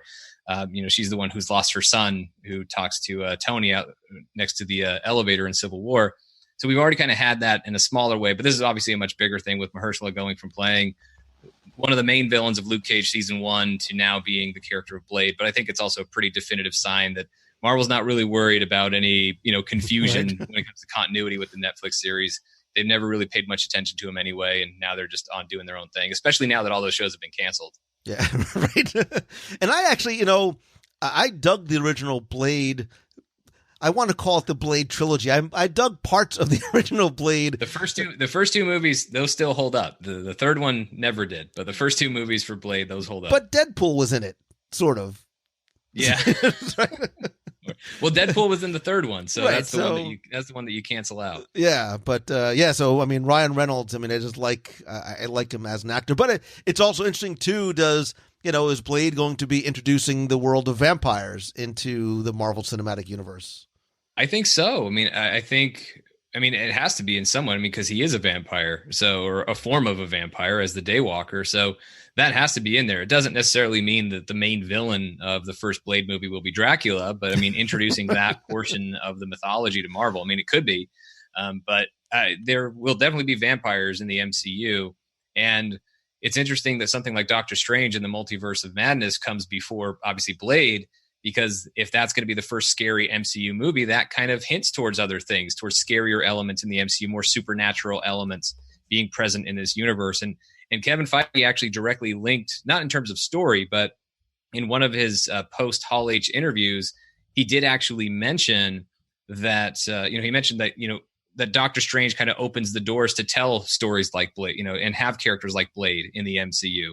So he is drawing a little bit of that, kind of vague connection between those two properties. So I definitely think that Doctor Strange maybe introduces some of those horror and supernatural elements, and then Blade just goes all the way with it. And, as you start to think again, without going too deep into the rabbit hole, we have to remember where geographically a lot of these stories are taking place and how they may start to overlap. At some point, somebody's got to realize, there's this Spider guy and this Daredevil guy and this Kingpin guy and Jessica Jones all sort of happening in the same boroughs of New York. Yeah, well, yeah, for the Netflix stuff for sure. But yeah, as far as the MCU is concerned, none of that stuff's ever happened. Spider-Man's been the main superhero because most of the Avengers have been they've been outside of New York. Or they left Manhattan in at the end of Avengers: Age of Ultron. They went to their Avengers compound in upstate New York, and then the tower was sold in Spider-Man: Homecoming. So I think I think for the purposes of the MCU, there's not that many heroes occupying New York at the moment. Although It wouldn't surprise me. I don't know that it would be a Charlie Cox version of Daredevil, but it's already become a very popular fan theory that, Peter Parker could use a lawyer right now Right. based on the credit scene of Spider-Man Far From Home, and Matt Murdock's a pretty good one, so maybe there's an opportunity there. But actually, the Netflix shows or the Netflix characters are off limits for 2 years apiece from the date of their cancellation. But we're already almost a year into the Daredevil cancellation, so that character is almost able to be used again. And listen, I don't know how many times you saw Far From Home. I may or may not have seen it 4 times in theaters, and I wanted to almost hit pause to see if it was the Baxter Building or if it was Oscorp, and what the future of the old Avengers Tower is going to be.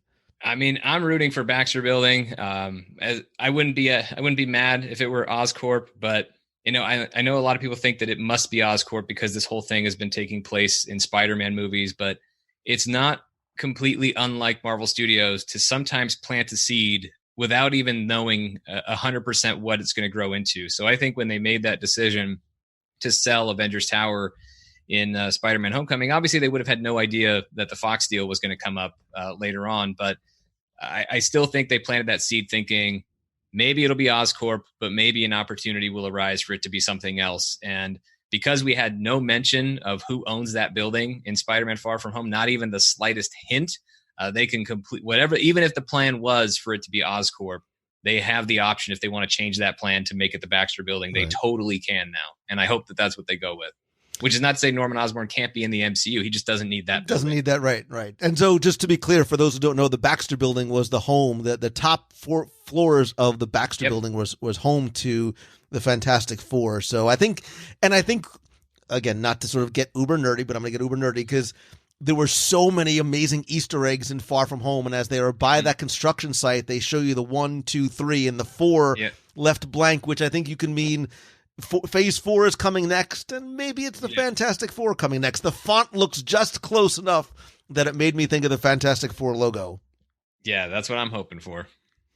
So again, these are taking place. There's things happening on the big screen and the small screen as well. Disney Plus, just take my money already. You had me at Disney Plus. You had me at Mandalorian, but you really, if I could prepay just to get it right now, and I'm looking forward to seeing what the interface is. You can't prepay at D23. They announced that. I know. This week. I'm ready.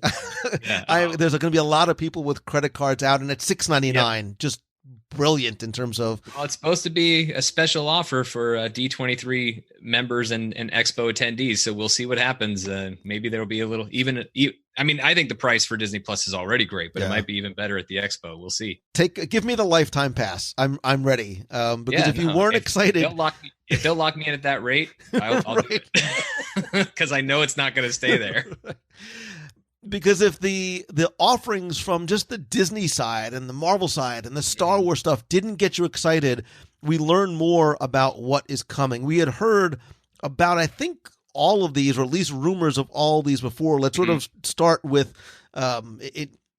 Falcon and Winter Soldier. And if you're a fan of the stories, I think as excited as you are for Anthony Mackie and Sebastian Stan, you are equally excited for the tease of the villain Baron Zemo. Yeah, I am super excited about that. I think, well, of course, love Zemo from the comic books, but I also think Zemo in Captain America: Civil War is one of the more underrated villains of the MCU. I think Daniel Bruhl was great in that movie, and I really like the way Zemo was able to turn the Avengers against each other in that film, and obviously at the very end with Tony and Steve. So I love that character in the MCU. I'm so happy that Daniel Bruhl is going to be back playing this character. He's also going to have his purple mask this time. That was teased during the Hall H panel. But then you also know you're going to get a very interesting story for Sam and Bucky. I mean, these are two guys who their strongest connection has been from their mutual best friend, and now that guy's gone. So, I mean, he's not dead yet. He's an old man, but, well, most of the world thinks he's dead, according to Spider-Man Far From Home. But it's still going to be interesting to see how these characters respond. I mean, we haven't really spent that much time with Bucky ever since he was, quote unquote, fixed in Wakanda. So what is life like now for Bucky Barnes? And also, I think the fact that the title, they didn't retitle this. I was wondering if they might retitle this and call it Captain America and the Winter Soldier. But because they're calling it Falcon and the Winter Soldier, I think that points to telling a story where Sam is having to really come to terms with this new role and becoming Captain America. He was already a little bit reluctant to even take the shield from Steve at the end of Avengers Endgame. But taking the shield is one thing, putting on a full costume and becoming Captain America. And Anthony Mackie has said he's tried on his new costume. So there is a new costume. But, for Sam as a character to have to take on that role of not just the shield, but the full on mantle of Captain America, that's a whole other thing entirely. So I'm sure the story is going to cover a lot of that ground. Well, and I think it's not just Sam coming to terms with the loss of his friend and him having to take up such a heavy burden, but I think even maybe people's acceptance of a new Captain America, and how does that fit in? So I'm looking forward to his character development as the man behind the mask, as opposed to just the superhero. And I love Sebastian Stan as Winter Soldier. And if you're familiar with the comics, they've all sort of held the shield at different points too, but it's really Zemo that I am excited about. And although when I watched the film initially, I didn't know a lot about the comic book character, I was fascinated by the impact that this villain without any real superpowers had in terms of fracturing the Avengers. I mean, look, his fracturing of the Avengers and this very long methodical plan may have really allowed the what happened in Infinity War and Thanos getting the Infinity Stones and doing what he did because of what he did to the team itself. And I think too, I dig him as a villain because, like the Vulture, his story is so sympathetic. I think Michael Keaton was brilliant, and again, not to go off on a Spider-Man tangent, but part of the reason why I love that character so much is because he's not motivated initially just by power or money. It comes from a very personal place, much as it does for Zemo, and we have an understanding of his motivation. And one of my favorite scenes is when Ross is like, so how does it feel, to spend all that time, all that effort, only to see it fail? And he just goes, did it? And I was like, oh, God, that's awesome. So, yeah, I dig the fact that we're going to see him again. And look, Black Panther even says, the living aren't done with you yet. And maybe, obviously, Zemo is not done with them either. No, I mean, now he's, he wanted vengeance on them once, and now he's going to want vengeance again. First time for taking his family, or at least him holding them responsible for the loss of his family, but now holding them responsible for him still being alive. Well, if I'm still alive, then that means I can, you still owe me a debt, and I'm going to come to collect. And you're totally right in terms of Zemo's impact.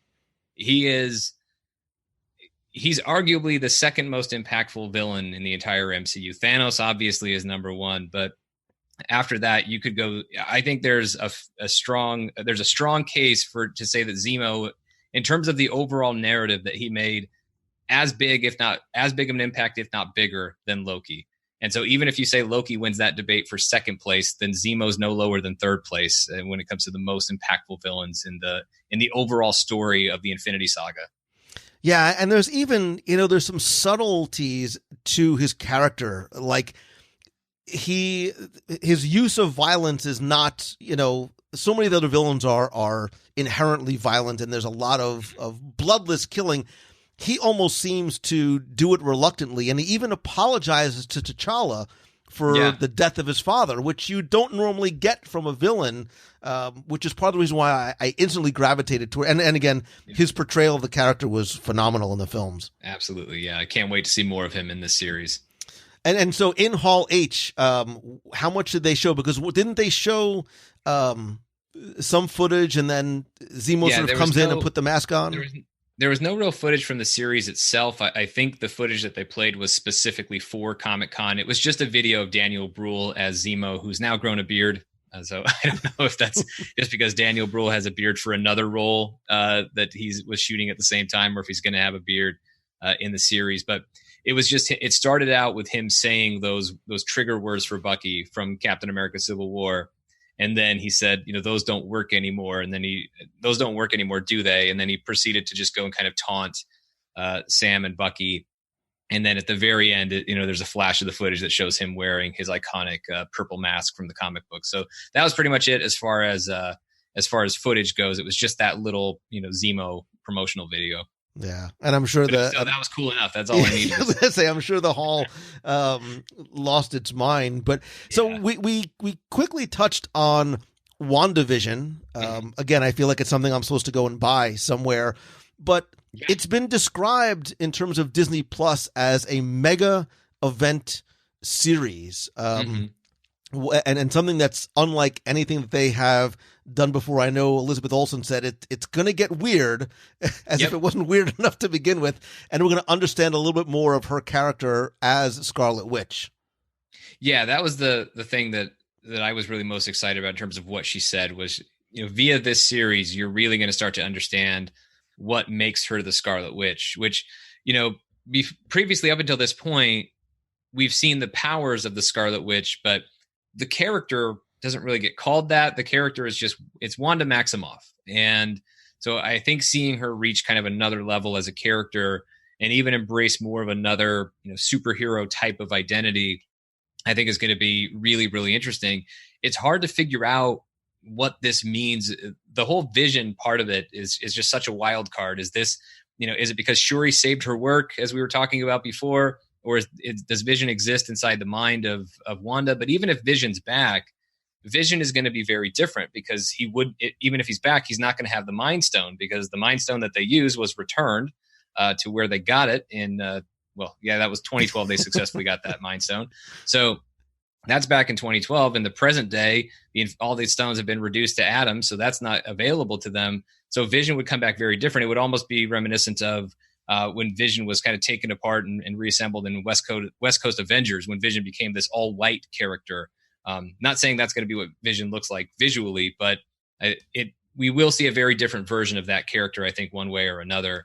As far as what that means for Wanda, it's very hard to say. That's what I love so much about this series, though, and why of all the Disney Plus shows, this is the one I'm the most excited about, because I think it's the most unpredictable of everything. I just know it's going to be weird, and I want it to be weird, because if you know anything about Wanda, things tend to get weird with her in the comic books.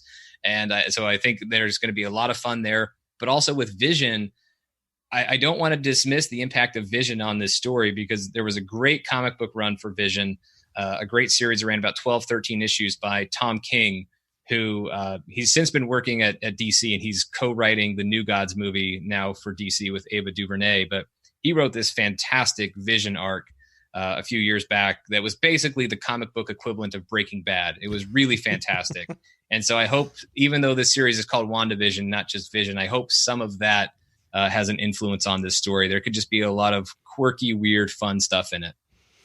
And speaking of character arcs and development, it's an easy transition to Loki, because what I dig about what the Loki story is going to be is this is going to be, and again, you sort of almost need to make a diagram to keep track of who is what.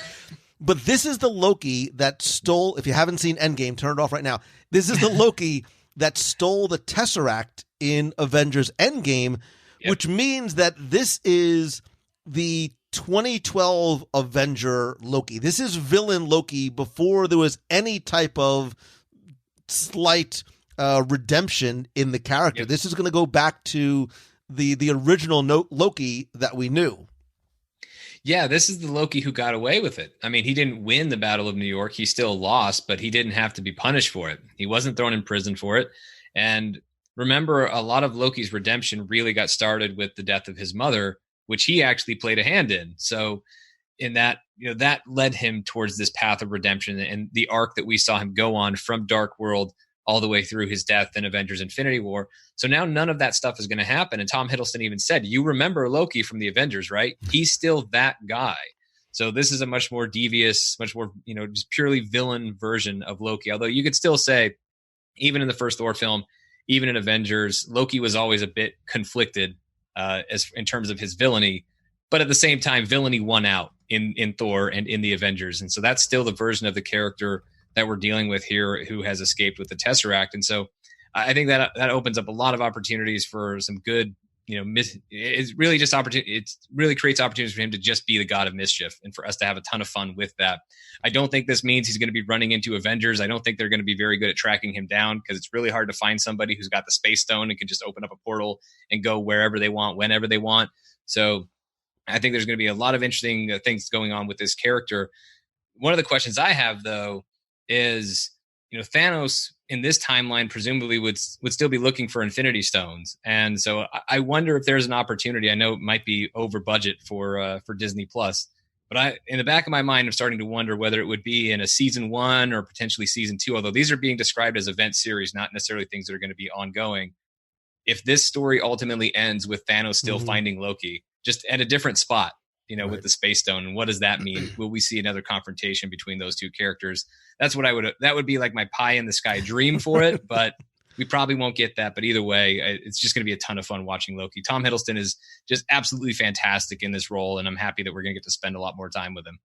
Listen, I, like you, would love to see Thanos come back. Look, I mean, Loki is the character that just won't die, right? We've seen him die over and over again, and Thanos said, look, no resurrections this time. Surprise, I'm resurrected again in my own series. Yep. So I don't think anybody wants to see, Loki and Tom Hiddleston go away anytime soon.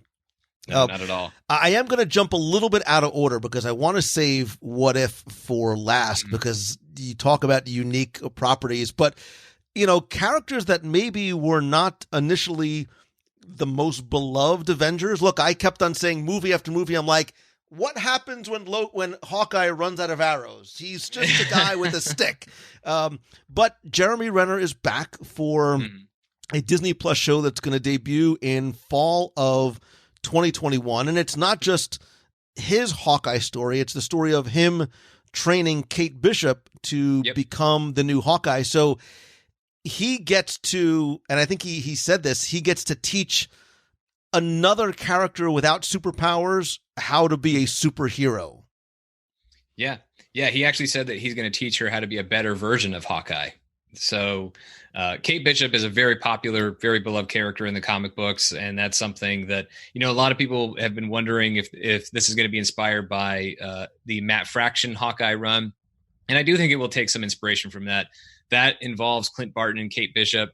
And in terms of the font for the title card for Hawkeye looks very much like the Matt Fraction comic book run. So it appears there's going to be some similarities there. I do think there will be some differences. That version of Clint Barton does not have a family. And of course, we know this version of Clint Barton was just reunited with his family in Avengers Endgame. But it's really the Clint Barton Kate Bishop relationship that I am looking forward to the most. I think one of the more underrated relationships and friendships in the MCU has actually been Clint and Wanda. There's a kinship between those two characters, and with that great speech that Clint Barton got to give her during the Battle of Sokovia in Avengers: Age of Ultron, where it said, if you step out that door, if you fight to kill, you are an Avenger. And the way that kind of, when she's not thinking that she's going to be able to help in this fight, he's the one who encourages her to step out and actually just unleash her powers. And obviously she makes a huge difference for the Avengers in that battle. And ever since then, there's been that bond between those two characters. And we see it because I'm so glad they got a little scene together during Tony's funeral in Avengers Endgame. So that idea of that mentor and mentee relationship, we've already seen a very cool version of that in the MCU between Clint and Wanda. And so now we'll see Clint take on a new mentee in Kate Bishop. I think that's going to be some really, really great stuff. And also, because we know these series are tying directly into the movies, WandaVision is going to tie directly into Doctor Strange and the Multiverse of Madness. When you just look at the lay of the land between Peter Parker and Shuri, and you also have Cassie Lang, who's a teenager now because of the whole 5-year jump in Endgame, and then you add Kate Bishop to the mix, all of a sudden Marvel's got this pretty healthy sized roster of young heroes to where if they wanted to do Young Avengers or more recently, the Young Hero team has been called Champions of the Comics. They have those options. They have a team, even if it's not for the grownups, they have a team of young heroes that they could put together. Yeah, which could certainly be, and then again, another Disney Plus series. The thing about the Hawkeye series that intrigues me most, I didn't love Hawkeye as Hawkeye, but I really loved his short time on screen as Ronin. I loved the dark character. I loved seeing him in Japan, and I know the series will explore some of that time, not as a superhero, but as Ronin. Yeah, they did say that it will cover some ground with Ronin. So I don't know if that means that this story is going to be set, during the 5-year time period, or if maybe some of it is going to be set during that 5-year time period, some flashbacks to Ronin that maybe catches up to Hawkeye in the present while he's in this process of training Kate Bishop. So I'm not sure exactly. We don't know yet how exactly it's going to fit in the overall MCU timeline. But either way, it's going to be really exciting. And I'm really happy to see more. I'll be thrilled to see more of Clint Barton as Ronin and learn more about what he was up to. And even seeing some of those things perhaps come back to haunt him in this series. And of course, this introduction of Kate Bishop. Yeah. And I wanted to save, I think, arguably the most interesting series for last. And it's the Marvel What If series, which, if you're familiar with the comics, it really sort of gave remarkable, expansive, poetic license to the artists and the animators to say, what if Spider-Man joined the Fantastic Four? What if Wolverine became the Punisher? What if Hulk actually had the brain of Bruce Banner? And we see what happens when he does. This is going to be an animated series that is going to be narrated by Jeffrey Wright, who's going to be the Watcher, who is a cosmic being that oversees the multiverse, and I guess will help sort of narrate some of these stories. We'll talk about the Watchers in a second and where we've actually seen them before.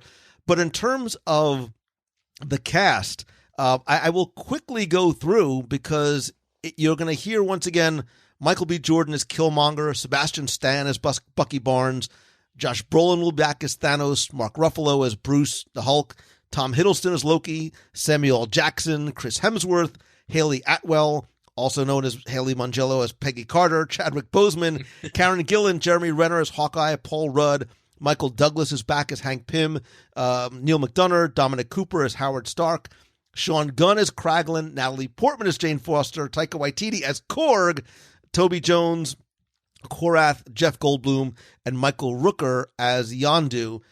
Figuring out whatever these stories are going to be about is going to be the fun part. And that's exactly what I imagine this series being, is what if I keep wanting to call her Haley, what if Peggy Carter got the super soldier serum and ended up being the superhero?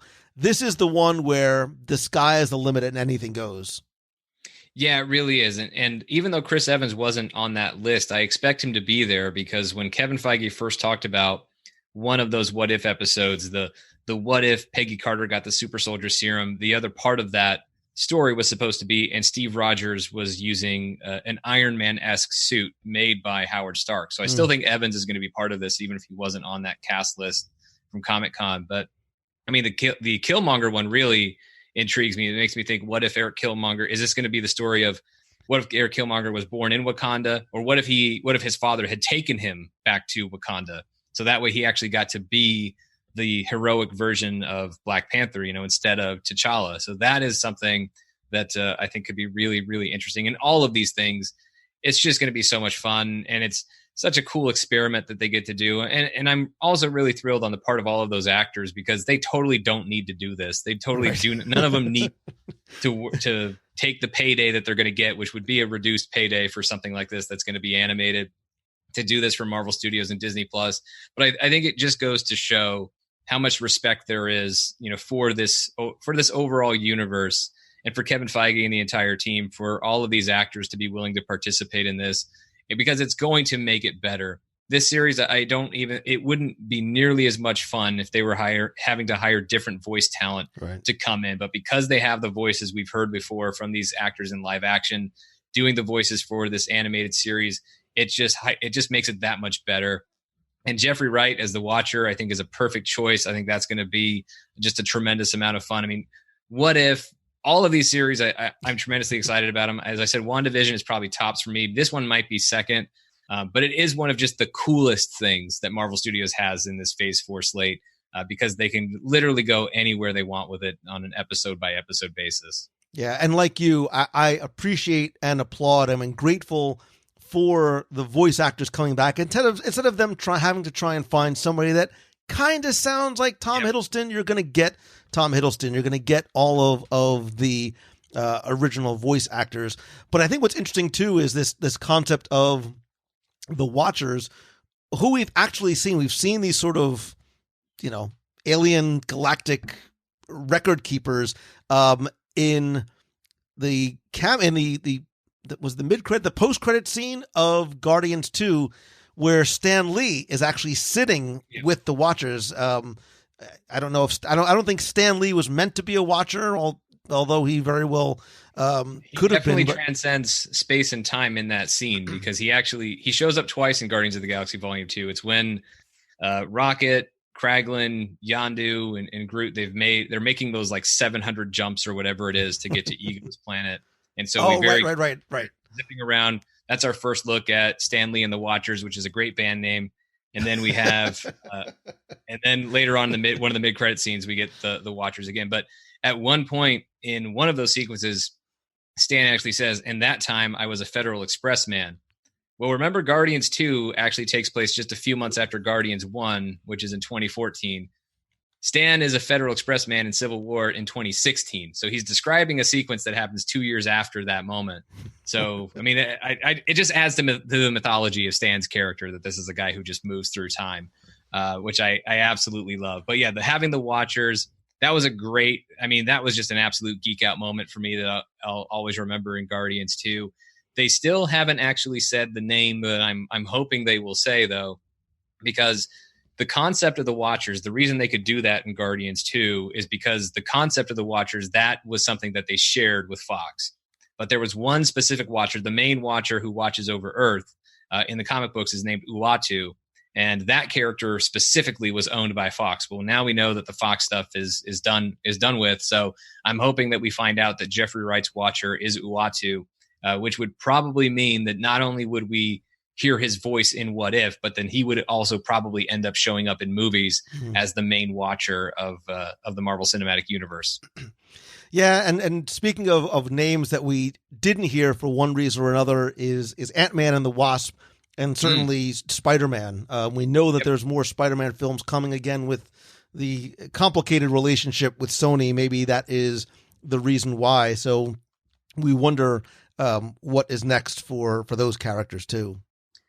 Well, with Spider-Man, you never know. I mean, the last time we heard anybody say anything officially about the deal, because a lot of people, forget what it was. The original deal was only for 2 movies. It was that Spider-Man would show up in a Disney distributed film, which of course was Captain America: Civil War, and Marvel Studios in turn would make a Spider-Man solo film to be distributed by Sony, and that was Spider-Man: Homecoming. And then they made an extension which covered Infinity War and Endgame for Disney, and then covered Spider-Man: Far From Home for Sony.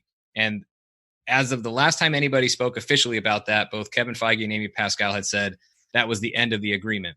I believe there's already an extension in place that just hasn't been announced.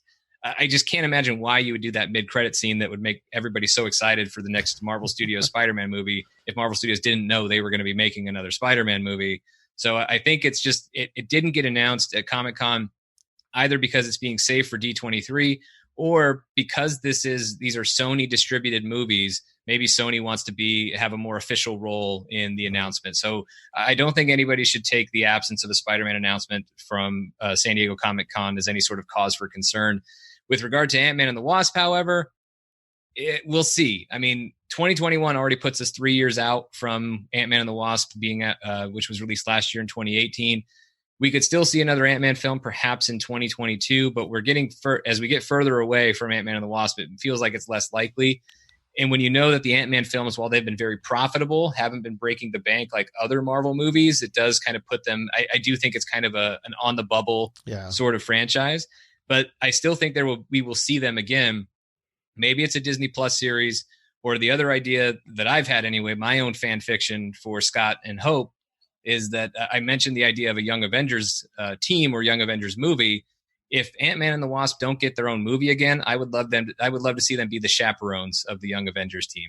So there are options available for those characters, even if they don't get their own third film. Yeah, I mean, I think it's easy to say that maybe their story has been complete, even just seeing them together in Endgame. Obviously, I'm excited for the future of Spider-Man. I won't mention the mid-credit and post-credit scenes, but I will tell you that my brains fell out of my head when I saw him appear. Two of the best ever. Two of the best ever. Yeah, without question. I think I may have felt a tear stream down my face because it was something I thought would never happen again. And I'm like, there's nobody else that could play that part. Exactly. So of all the things that have been mentioned, if you had to sort of look at the list and say, this is the one I think that I am most excited for and can't wait to show up first, what do you think it would be? I mean, I'd love to just say all of them because that really is the honest answer. But if I had to pick one, I mean, I almost am tempted to just say Black Widow because that's first, and then I can change my answer as soon as it's out. It's so hard to choose, but if I had to pick one, I'd probably go with Eternals. And I know for a lot of people, a more popular choice might be Doctor Strange Into the Multiverse of Madness, or definitely Thor: Love and Thunder. I think is probably going to be the most popular choice on a lot of folks' lists. And I agree with all the reasons that they would choose it. But the reason why I think I would give Eternals the edge for me right now is it's the only one Shang-Chi is the other one. It's Eternals and Shang-Chi are the only two that are completely brand new franchises. But I think Eternals, that cast is unbelievable. And I'm a big, big fan of Chloe Zhao as a director. And I just feel like there's something special there. And there's just such a huge curiosity factor. And that's the stuff that actually really excites me is with all these other movies, I can kind of start to picture in my head what those movies are. And even Shang-Chi, I can picture in my head a little bit what that movie is. And as exciting as those images are, as I run them through my brain, I have a harder time picturing Eternals, but that's what's exciting about it, is it just drives the curiosity factor so much because I know they're going off book. And even the books that they have, there's just not that much material there. So they can go really anywhere they want to with this particular story and with this particular set of characters.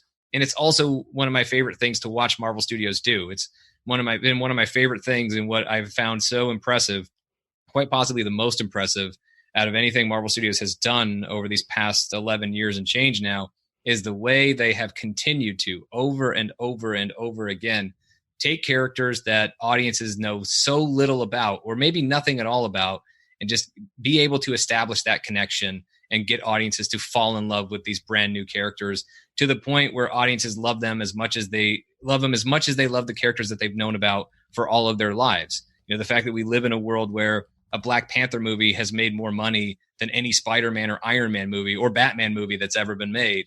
That's an incredible feat on the part of Marvel Studios. And so when they do things like that with characters like Guardians of the Galaxy, or as I anticipate Eternals next year, it just really, really excites me. Yeah, that would be the one that excites me too, because again, I am very unfamiliar with it. I think it does open up literally and figuratively a whole another universe. And I think it's interesting too, of all of the new properties, the star power that they are putting behind this in terms of the actors with the Angelina Jolie and Salma Hayek.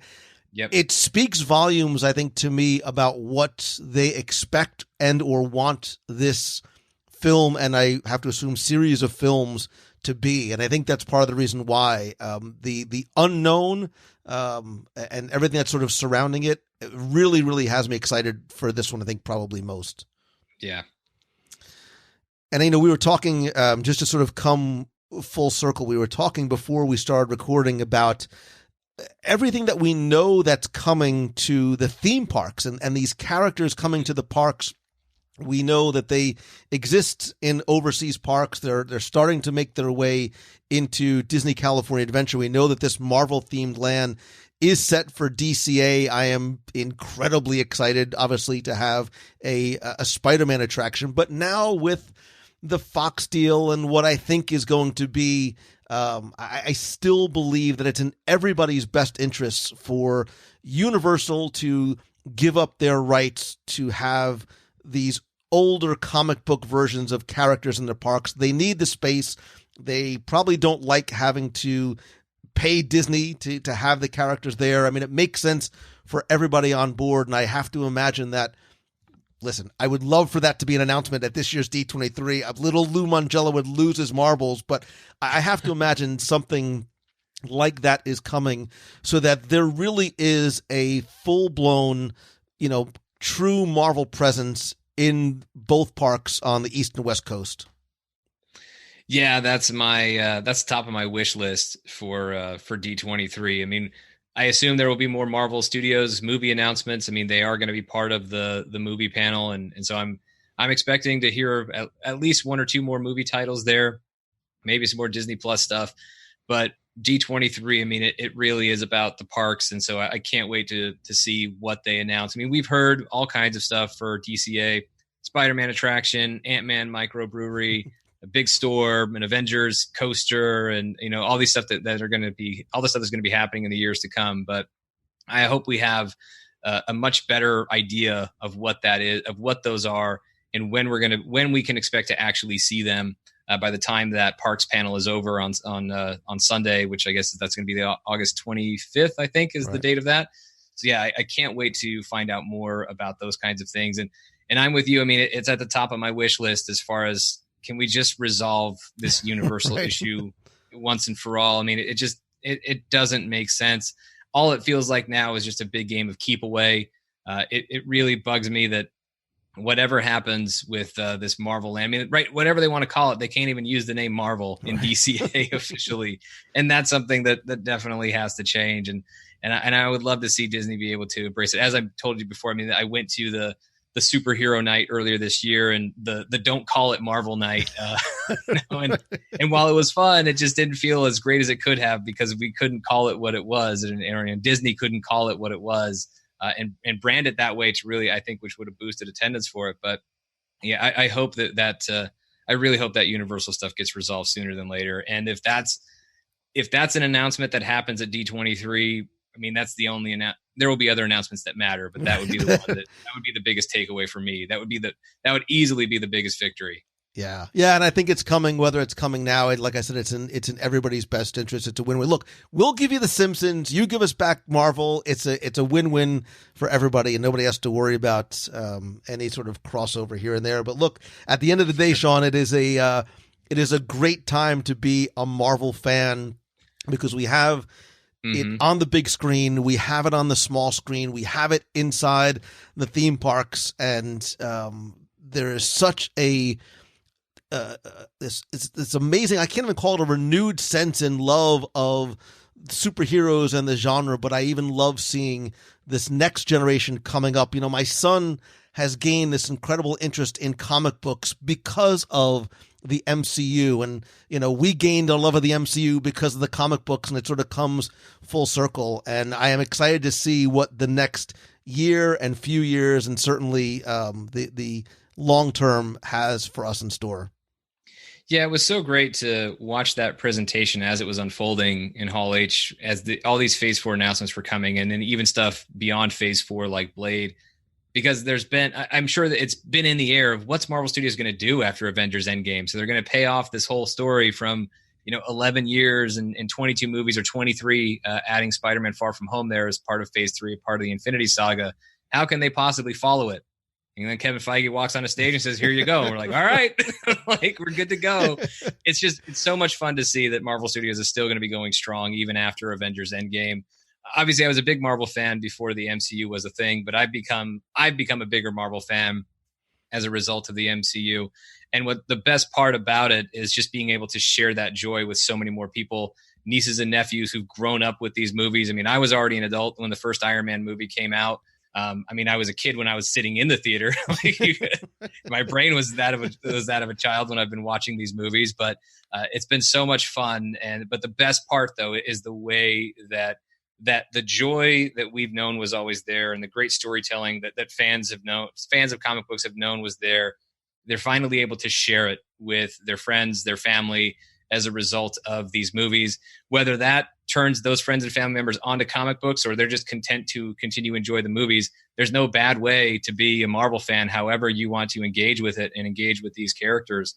And Marvel Studios certainly provides some incredible opportunities for all of us to continue engaging with these characters and stories. And I will forever be grateful to Kevin Feige and the whole team for that. I echo every single thing that you said, and I am looking forward.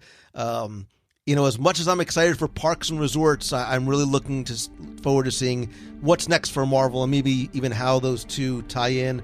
We're going to be on the floor at D23 Expo, broadcasting live. I said to you earlier, I know you're going to be there as well. You're going to have to come by either after Parks and Resorts and or after the Studios panel, and I have a feeling there's going to be a lot to discuss and a lot to take in as well. I will definitely be there.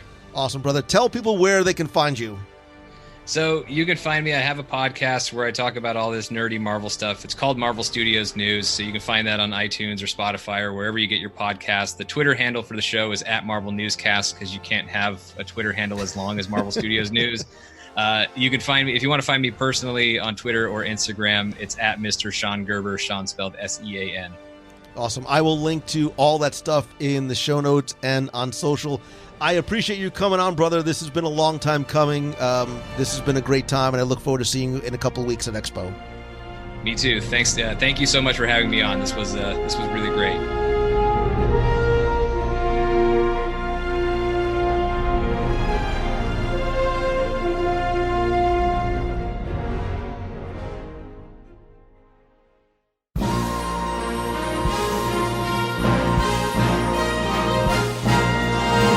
It's time for our Walt Disney World Trivia Question of the Week, where I invite you to test your knowledge of Walt Disney World's history or see how well you pay attention to the details, sometimes in what you see or hear, yes, even taste. And if you think you know the answer, you can enter via our online form for a chance to win a Disney Prize package. Of course, before we get to this week's question, we're going to go back, review last week's, and select our winner. So last week, I asked you to tell me, where did Figment actually get his name from? And Tony Baxter talked about this in detail, about how he was watching a TV show, and that's what inspired him to give this new, lovable, dare I say huggable, Epcot Center character his name.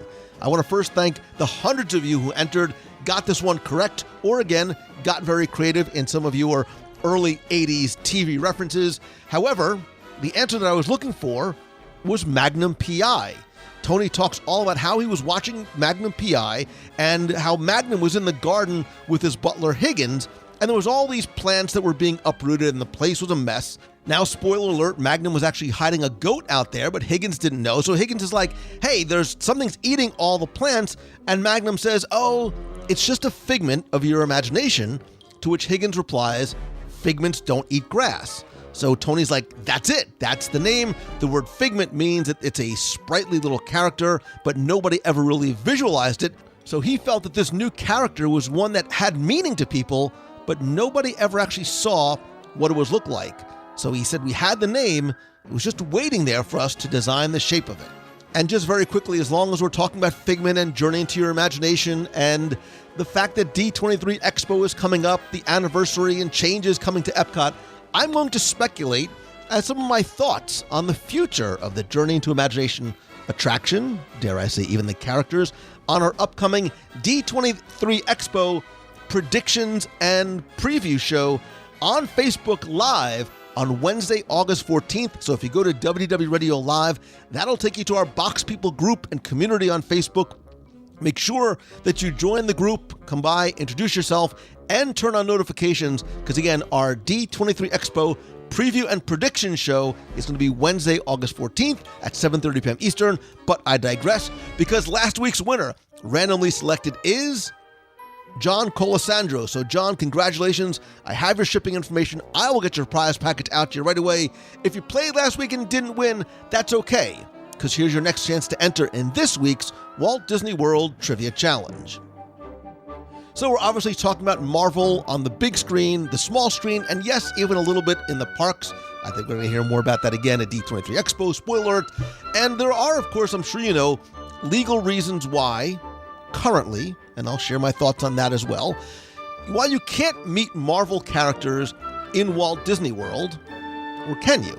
In fact, you can actually meet a Marvel character currently in Walt Disney World. I don't just mean the Guardians of the Galaxy show in Epcot, but one who has his own meet and greet and is quite huggable.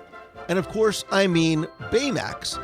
But maybe you're saying to yourself, Lou, we can't actually meet any of the Avengers or characters that we talked about on this week's show, but at one time you could. And of course, I don't just mean the Star-Lord and Groot meet and greet location, but in fact, there was actually a walk-around Marvel Studios character, dare I say an Avenger, that you could meet in Walt Disney World.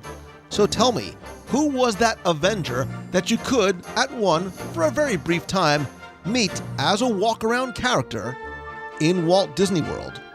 You have until Sunday, August 11th at 11:59 p.m. to go to WDWRadio.com, click on this week's podcast, use the online form there. Again, you're going to play for all of my digital products, which is my 102 Ways to Save Money for an at Walt Disney World book, all 7 of my virtual audio walking tours of the history, details, secrets, and stories of Magic Kingdom, including Toontown, Rest in Peace, a WDW Radio vinyl sticker, a pop socket, and a WDW Radio shirt. So good luck and have fun.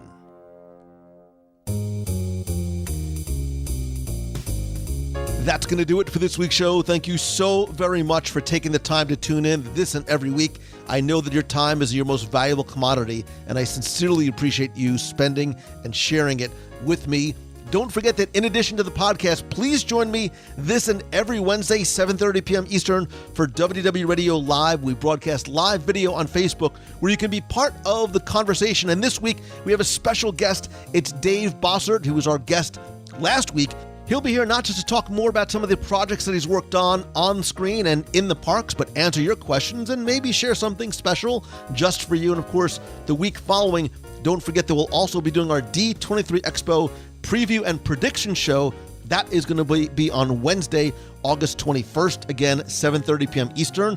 In terms of this week's show, I'd love to hear from you, your thoughts on what is on your Marvel Cinematic Universe wish list. What are you most excited about hearing? Favorite character, team-ups in the parks, maybe things you'd like to see on screen. If you go to www.radio.com/community, that will take you to our Box People group on Facebook. Come by, introduce yourself, talk about this week's show, ask a question, and again, just be part of the community and the conversation. You can also connect with me elsewhere on Twitter, Instagram, Facebook, Pinterest. I am at Lou Mongello, and please be sure to like the WDW Radio page on Facebook at facebook.com/WDW Radio. Thanks as always to some of the new and longtime members of our WDW Radio Nation family. I am so grateful for your support and your friendship and your love and your help. And I also love being able to give back to you each and every month. I want to thank some new members who've joined the hundreds of you who are part of the family, including Ann Eddy, Laura Sleeper, Tracy Arthur, Christopher Anderson, and Michelle Hull. Your welcome package and email is on the way. And if you want to not only help the show, but also get exclusive rewards every month, I create a new scavenger hunts in the parks and for the cruise line. We have access to a private Facebook group, custom Magic Band covers, logo gear, t-shirts, monthly care packages from Walt Disney World. We also have exclusive live video group calls where you're not just watching me on Facebook, but we all get together on camera to talk about a variety of different topics. You can be part of the nation and the fun and help the show for as little as $1 a month. Again, it's completely optional, but it's also a great way for you to help show your support for the show. And don't forget that a portion of the proceeds of your contributions do go to our Dream Team project to benefit the Make-A-Wish Foundation of America. Again, to find out more, you can visit www.radio.com/support. If you have a question you'd like me to answer on the air, you can email me, lou@www.radio.com, or be heard on the air by leaving a voicemail at 407-900-9391. And again, as much as I love connecting with you and talking with you online, I'm a firm believer that nothing still beats a handshake and a hug. It's why I continue to do monthly meetups in the parks as well as special events. Our August meet of the month is going to be a little bit tricky because of the timing of D23 Expo. So our meetup for August will most likely be in or around Disneyland just before Expo. I'm trying to find an exact time and location. Stay tuned to the show, to Facebook and our events page over at www.radio.com/events. There you can also find out about not just Meets of the Month, but other group events like Adventures by Disney. We still have some day one pricing available for our New Orleans cruise in February 2020. Lots of other special events coming up. You can also find out where I'll be doing meetups, not necessarily in Walt Disney World or even the Disney parks, but on the road as I travel to speak. And if I can come to speak to your conference, event, or school, you can visit LouMongello.com, click on the speaking tab there, find out how I can talk to you about using Disney as an example of great customer service, what we can learn and implement from the Disney parks and or Walt Disney. social media, live video, the power of community, as well as topics specifically geared towards students from middle school through college. I can come to your business, to your event, or even present virtually. Again, to find out more, visit LouMangello.com. While you're there, also find out how I can help you individually, whether it's one-on-one mentoring, small group coaching, or my Momentum Weekend Workshop this September 28th and 29th in Walt Disney World. It's built on the pillars of inspiration, education, and community. More importantly, as somebody who's gone to a lot of conferences, I wanted to create something where you not just learn, but start to execute on what you learn right away in the room and meet and work with others right away to help you take your idea, your brand, or your business to the next level. So whether you are a blogger, a podcaster, a content creator, have a product or a brick and mortar store, we can help you. I'm going to have more details, including session topics and our first round of speakers announced this week, although last week I did announce that our keynote speaker is going to be Steve Schussler, who, as you know, is the founder and creator of The Boathouse, T-Rex Cafe, Rainforest Cafe, Yak and Yeti in Walt Disney World. The event is currently more than 60% sold out, but I still have, just for you, my friend, a special discount code. If you use code WDW Radio 100 at checkout, you'll save $100 off your ticket. Again, to find out more, just visit LouMangello.com. Thanks as always to Mouse Fan Travel, my official and recommended travel provider, and my booth buddies over at the D23 Expo. So if you're going to be out there, come by and check out our booth on the show floor in the Emporium. And if you're planning your next trip, not just to any Disney destination, but any destination on the planet, the entire team at Mouse Fan Travel will give you all available discounts, all at no cost to you, and an exceptional level of personal service, which really is their hallmark. Visit them at mousefantravel.com. And of course, go to Celebrations Press and subscribe to Celebrations Magazine. And as always, my friend, and you are my friend, whether we've met yet or not, and I mean that from the bottom of my heart, all I ask, though, is if you like the show, to please help spread the word. That's how our community grows and grows the right way. So tweet out that you're listening, share a link to this or your favorite episode on Facebook, and if you can, take just 15 seconds to rate and review the show over on iTunes. Thanks to you, we have more than 2,000 5-star reviews. I'd love to keep them coming. I want to thank some recent reviewers like Satira M, who says, "This is the thing that Disney dreams are made of. I love Lou and the joy he spreads to the podcast. So well put together. My favorite Disney podcast by far." Reven says, "I started listening before my trip in October. I've been binging the last week, so I'm planning my next trip. So much great info, reviews, and top 10s. Every aspect of Disney is covered, and I love it. If you're looking for Disney without being in Disney, this is it. I get my fix just listening to everything they talk about. Gets me excited for my trip, wanting to go to the parks they talk about, and of course, eat at the restaurants they're reviewing or staying at the resorts. If you like Disney, you'll love this podcast." And Schmalex007 says, "I just started listening to the pod this week as I was waiting for an audiobook to become available at my library, and I gotta say, I just might forget about the book and keep with this instead. Very entertaining. Love the history about the parks and how it came to be. I'm going in 2020, and this show made me even more excited about going." Schmalex, Satira, and Reven, thank you all so very much for taking the time to not only listen, but to review the show.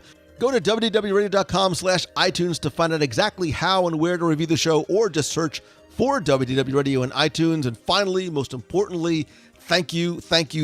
You, by virtue of listening and your time and your love and the support, whether we have literally met or even communicated in the past, you don't realize that what you have done is helped make dreams that I never knew that I had come true. And it continues to make me think of that quote from Walt. It's why I do what I do, not just on the show, but wanting to help other people pursue their passion and turn what they love into what they do, because Walt's right, is that all our dreams can come true if we have the courage to pursue them. And Walt, I would even append it by saying sometimes we need a little bit of help. And if there's some way that I can help you find and pursue and achieve those dreams, please, please, please let me know.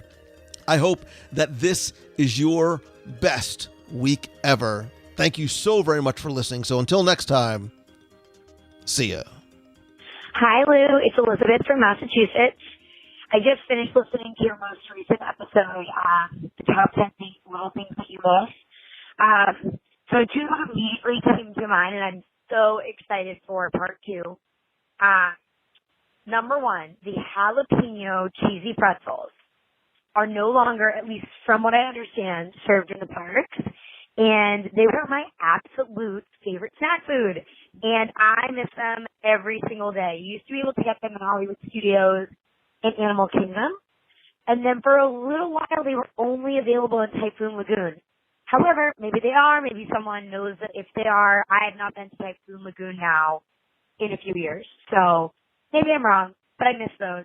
The other thing is, I agree with Tim that there was a day and age when you could go on Splash Mountain and totally enjoy the ride aspect of it and not get soaked. And I feel like at this point, you cannot go on that ride, at least I do, without getting absolutely, completely soaked. Like, I was just there in May, and it was kind of a cold night, but I got completely drenched and was slightly Disney miserable for about an hour after. So, those are the two things that I just wanted to call in about. I'm very excited for part 2, and thanks, guys, for always doing these top 10s and making them so much fun. Talk to you later. Bye. Hey, Lou. This is Brian Harvey calling. I had to talk to somebody. I am so excited you have no idea. I got my email this morning, and I have reservations for Galaxy's Edge the day after my birthday. So we're going on the 20th of August, 9 o'clock in the morning.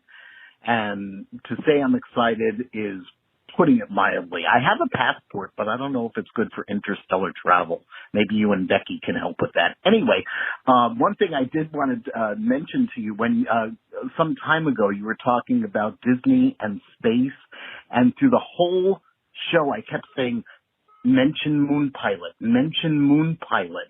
It's one of my favorite films. I remember seeing as a little boy. And of course, being a Disney movie, it ended with a Sherman Brothers song called The Seven Moons of Beta Lyrae, which of course you can find on YouTube now. And of course, every moon is made for love.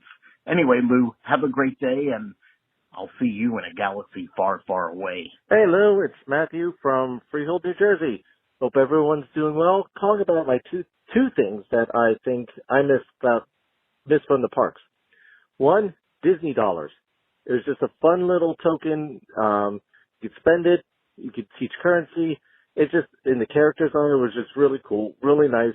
The other thing I miss is when you got to go to Epcot Center, and go behind Spaceship Earth into the building there, the show building, and get to make your dining reservations on the video screen with a cast member for that day. That's where you made your ADRs then, this back in the 80s. And it was a video communication, which was then futuristic. You felt like you were in the Jetsons. Now, it's so common day. But then I remember that was always cool, watching my family go up and talking with the cast member live in person, setting up dining reservations for wherever that day when we were in Epcot. So, figured I'd share that. Hope everyone's doing well in the parks. And we'll talk to you soon. Goodbye. Hey, Lou. It's Christine Morrison from Flowertown, PA. I'm out doing my evening rounds this evening, and I knew you guys would all understand this, and if I tell anybody else, you're going to think I'm nuts, but I walked in this house, and it smells exactly like the Mexico Pavilion in Epcot when you walk in there, and I don't know what it is. I don't know if it's the water from the ride, if it's spices, I have no idea. But I felt like I walked in there, and I was like, oh, my God, I'm in Mexico and Epcot. And to top it all off, the dog had Mickey Mouse bowls, which, of course I noticed. Anyway, I just thought I'd share that, part of those top 10 smells of Disney World. Every time I walk in that pavilion, because it's my favorite, it just takes me right back. Oh, God, I'm going to enjoy this job every time I walk in that house. Anyway, I knew you guys would all understand, so I'll keep it between us. Have a great weekend, everybody. Make someone smile. See you in the box on Wednesday night, 7:30. Bye.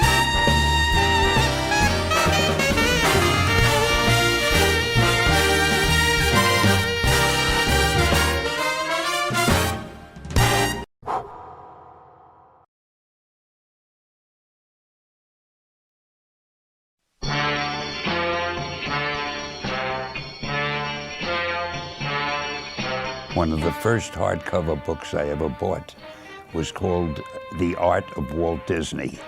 And it was a big, beautiful book. And I don't know, I might have been 9, 10 years old or so, but I bought that book and I treasured it because I loved all the cartoons. To be now a part, in some sense, of the Disney world is very gratifying to me.